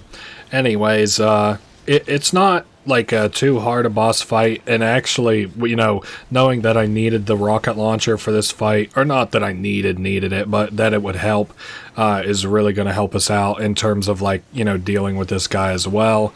As long as I can dodge his attacks and sort of deal with him at the same time, we'll be just fine. Oh dear. Maybe another bunch of rocket launcher shells. Definitely not fucking just completely getting out of the VS is not what I wanted to do. Oh man. Yeah, I don't know also why he says that we're like siblings, unless it's literally just because of the harmonizers that we have on our arms. If that's like where he's saying the sibling rivalry comes from, because like otherwise it's never addressed that he's our brother. And I could kind of get it if, like, you know, our dad, you know, made these sort of like things for our VS. Or made these things for our arms, and then, like, you know, he feels a certain way about it. Also, what the fuck is happening with the walls? Considering very heavily just switching VSs while he's just kind of fucking around. Okay, this one has, ooh, shotgun and a rocket launcher. That's even better for close range. Well, I don't know what he was doing there, but that was one crazy fucking little attack he just did. And man, we just keep stunning him off the fucking shotguns too. I swear I've never seen those walls move before, so that's funny. Oh, we just got the hell stunned out of us. There he goes. GG, EZ, give us our dad's mech back, please. Wow. That was chump change. I thought that was going to be at least a little bit harder. I usually have to do that boss fight twice, but again, knowing the kind of weapons that we kind of needed going into it made that a lot easier. And we got a Z. Could you even fucking guess what that word might be? Oh well.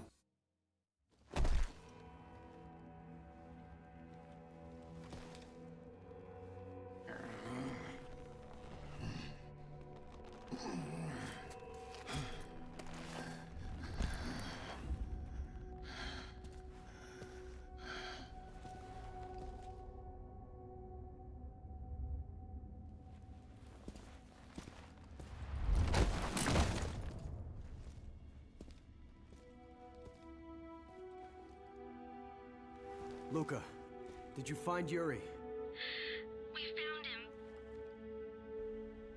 We found him, but... Wayne, get over here! Hurry!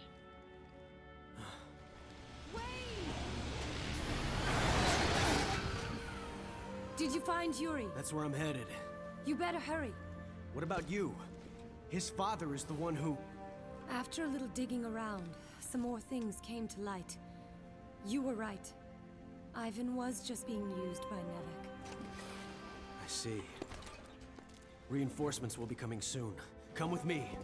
No, I'll stay here and buy you some time.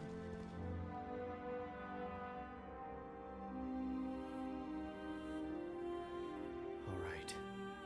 I'm counting on you.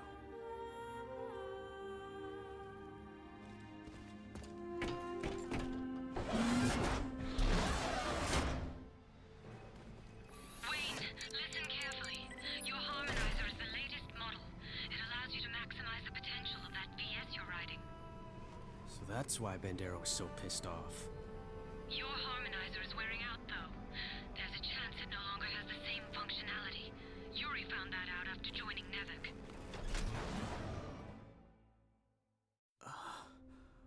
Where's Wayne? Just hold on. He's on his way right now. The attachment. Did it make it to him?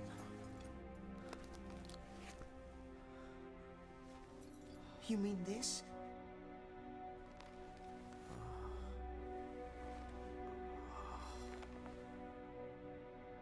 If I use the attachment, can I release the full potential of this VS? Yes, it was designed for your harmonizer. It overrides the design flaw. That's why Yuri went to Nevik. However, It has never been tested. When combined with your harmonizer, there is a chance something unwelcome might occur. Unwelcome. It could happen again. You might lose all of your memory. I don't care. I'll use it. I see.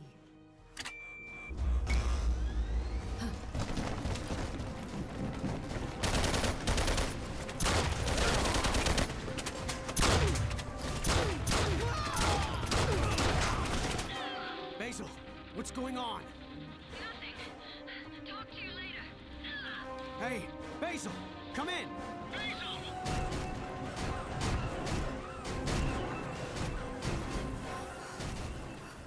You must protect our last hope. My time has come.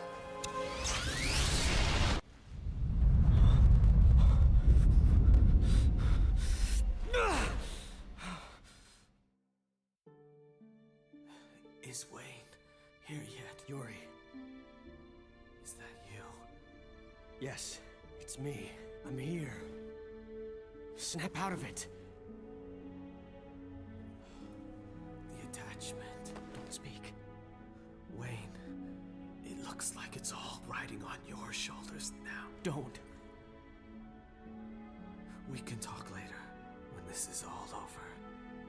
No! My friend.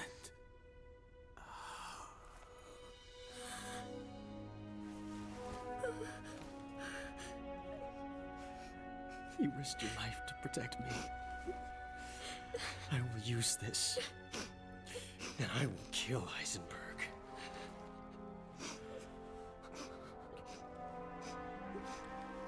Wayne, I've entered the elevator. Where are you?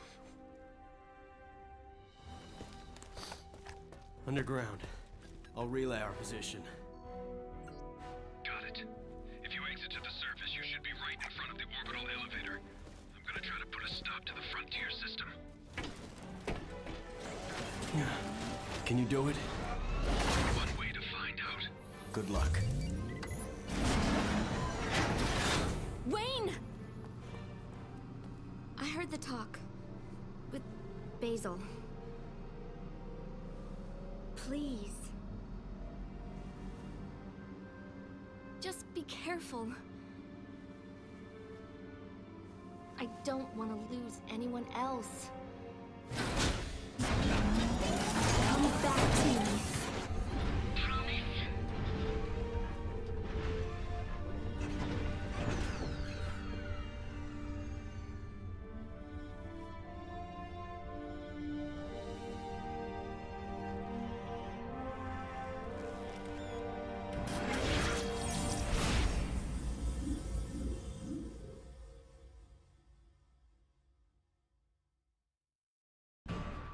Alright, I think this is the final mission, so maybe I was wrong. 11 missions, 12 counting the tutorial, so maybe anyway, this is the final mission. We are going to the orbital elevator to stop the Frontier project.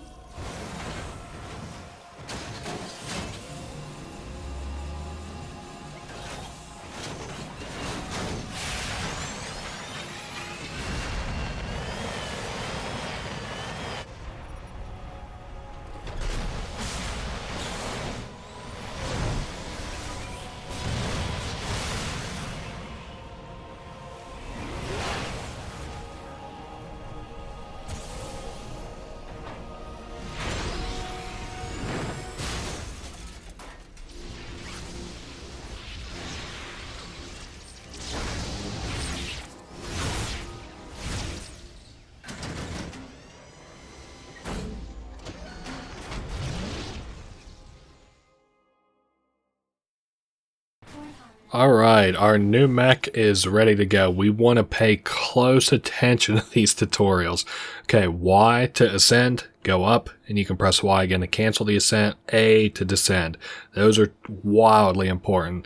Then, Laser Vulcan is probably the most useless out of all these because you can't damage most enemies with the Laser Vulcan, which are the bullets, and then the EMF Blade is the big one. So I say most enemies, you know, you can destroy these little, like, shitter enemies with it. You shouldn't even really, you'll mostly only have to worry about, sorry, your HP. Wow, that killed him basically like one hit. Holy shit, maybe these are more powerful than I thought, but they don't do anything for the boss, so it really doesn't matter. Yeah, this controls like absolute shit, which is so unfortunate. I loved this like whole segment as a kid, and like just something about it just controls so awfully. It is so like unfun. Commander Eisenberg, intruders have been detected in the Frontier system and on the field in front of the orbital elevator. The Frontier system has been disabled. Yes, I know. Deal with the pest problem and get that system running again. Yes, sir. How about the other intruder? I'll handle that one. Focus on getting the system up and running. Yes, sir. That's twice he's interfered with my plans. I grew tired of this game.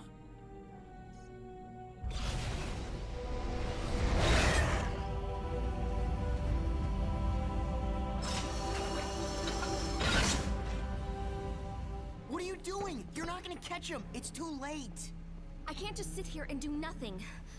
Rick, prepare the trailer to receive Wayne when the time comes.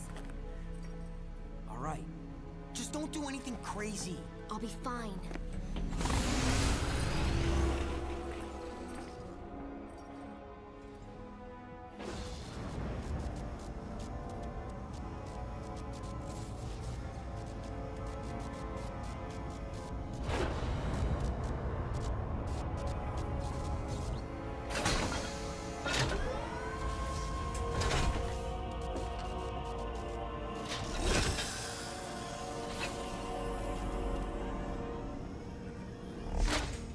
I warned you once already. Mind your own business, or there will be consequences.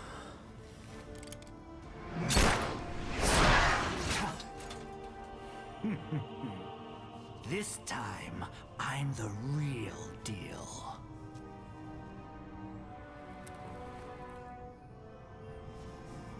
I'm done wasting time on you.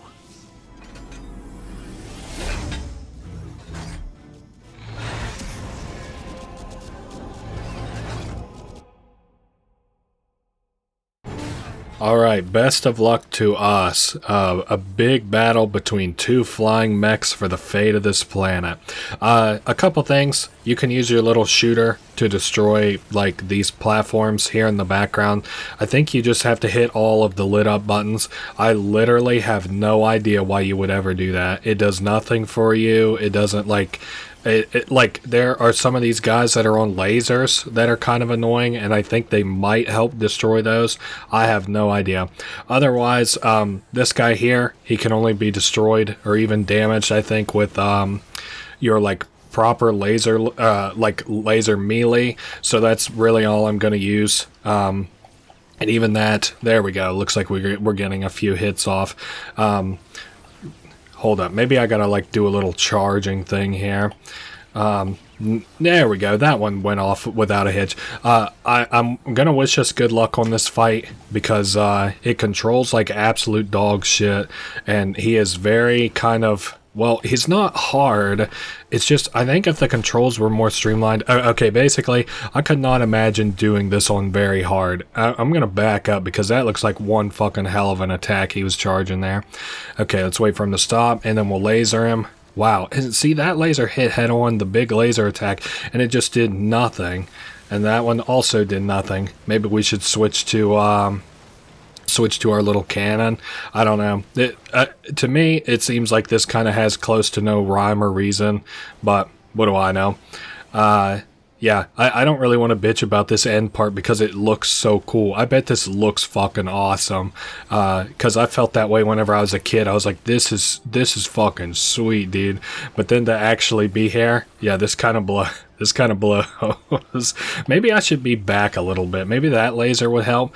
No, I'm hitting it with like just like the very end of the laser. I think like the little oh dear, like the little echo that it's kind of sending out. Maybe if I was like closer. No, that's not really doing me any favors either. On the bright side, he's usually a lot more deadly than this, so maybe if I just kind of like get really close.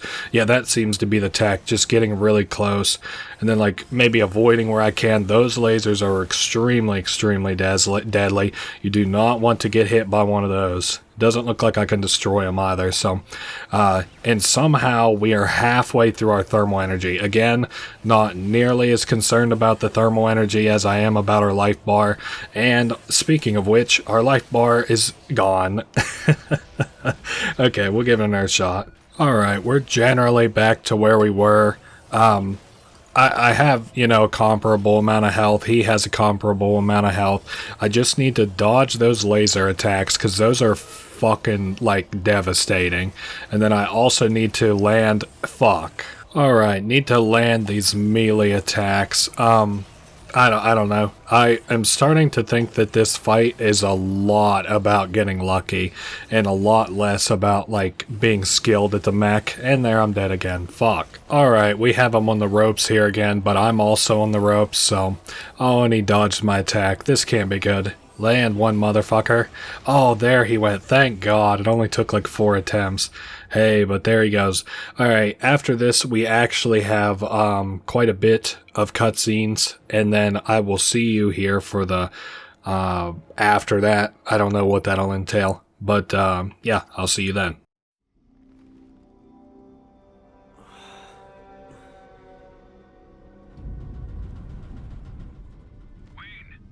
Joe, what's that explosion? Just some fireworks. I'm in the system now. The real fun is about to begin. You okay in there? Just fine. I'll be in touch.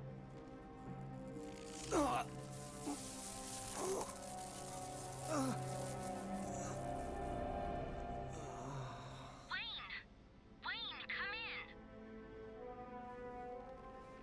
I'm here. Something wrong? I've been trying to call you forever. Are you all right? Yeah. Sorry if I worried you. Are you sure? Nothing out of the ordinary? Good.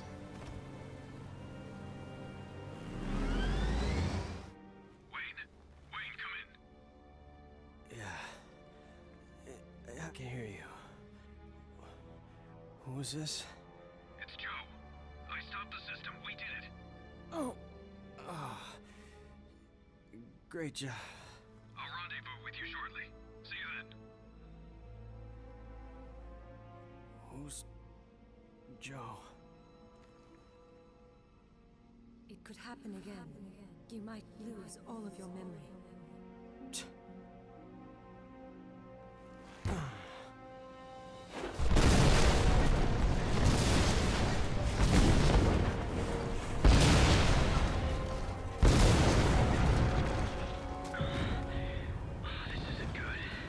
Wayne! What isn't good? The harmonizer? Is something wrong? Just won't stabilize.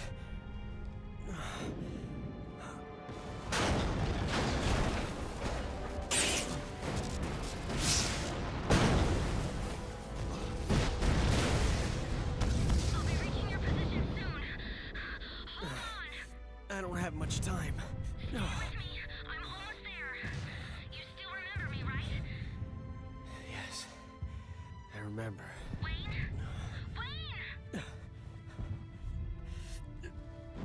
Just a little more. Please.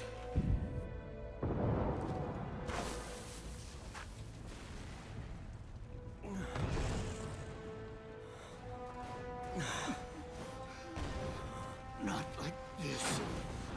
It can't end like this.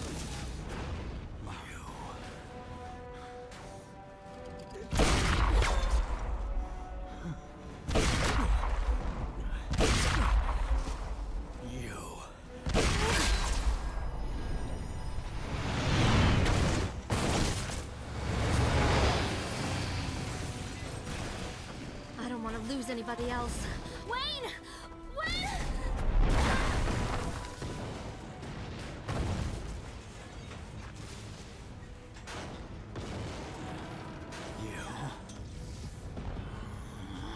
I must kill you.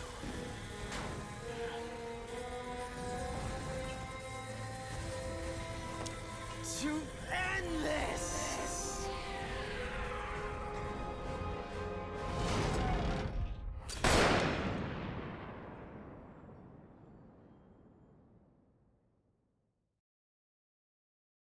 It's been 1 year since it all happened. I've decided to pick up where Yuri left off.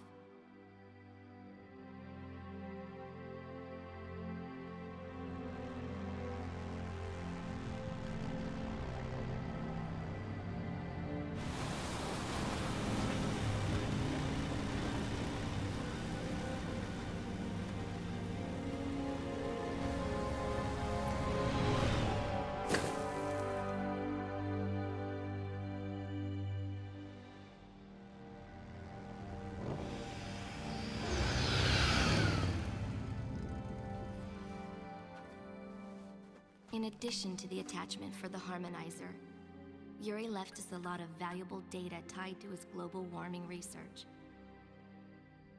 With Rick's help, I analyzed the data and found out what Yuri was trying to accomplish.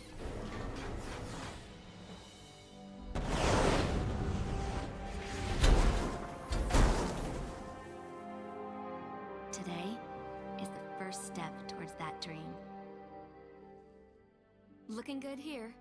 How about on your end? All good. Commencing. Great. It looks like they're synchronized. Yep. I hope this works.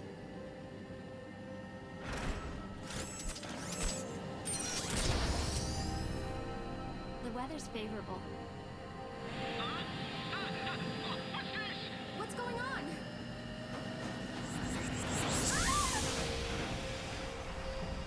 Luca, this is amazing! Are you watching this?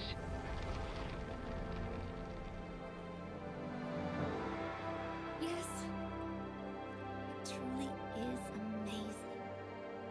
I'll check another spot! I'm starting to see Yuri's dream. This is such a small beginning, but it's an important first step. I wish he could be here to experience it when the fruit of his vision is born.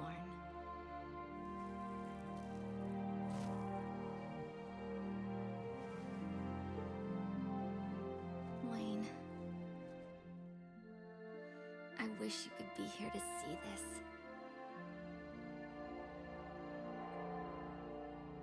It's amazing.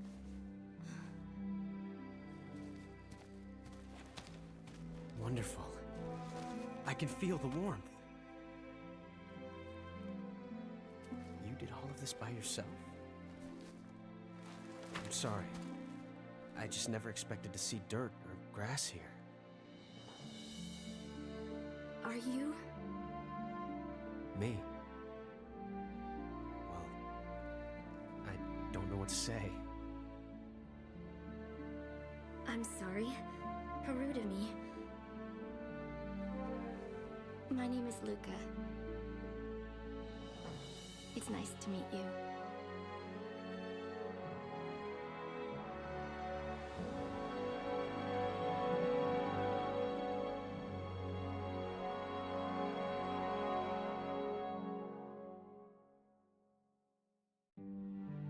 Alright, so that was Lost Planet Extreme Condition. The good ending, Luca and Wayne and Rick are all back together again, and it seems that the world is kind of coming around to being a utopia, a little bit. Well, relative to a freezing ice ball.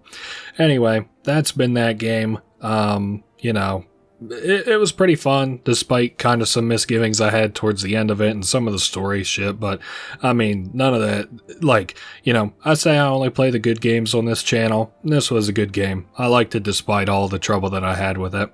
And I hope you guys enjoyed watching. I I like mech games. It's kind of hard to make a good mech game, and I kind of thought this was a good mech game. So I hope you guys did too.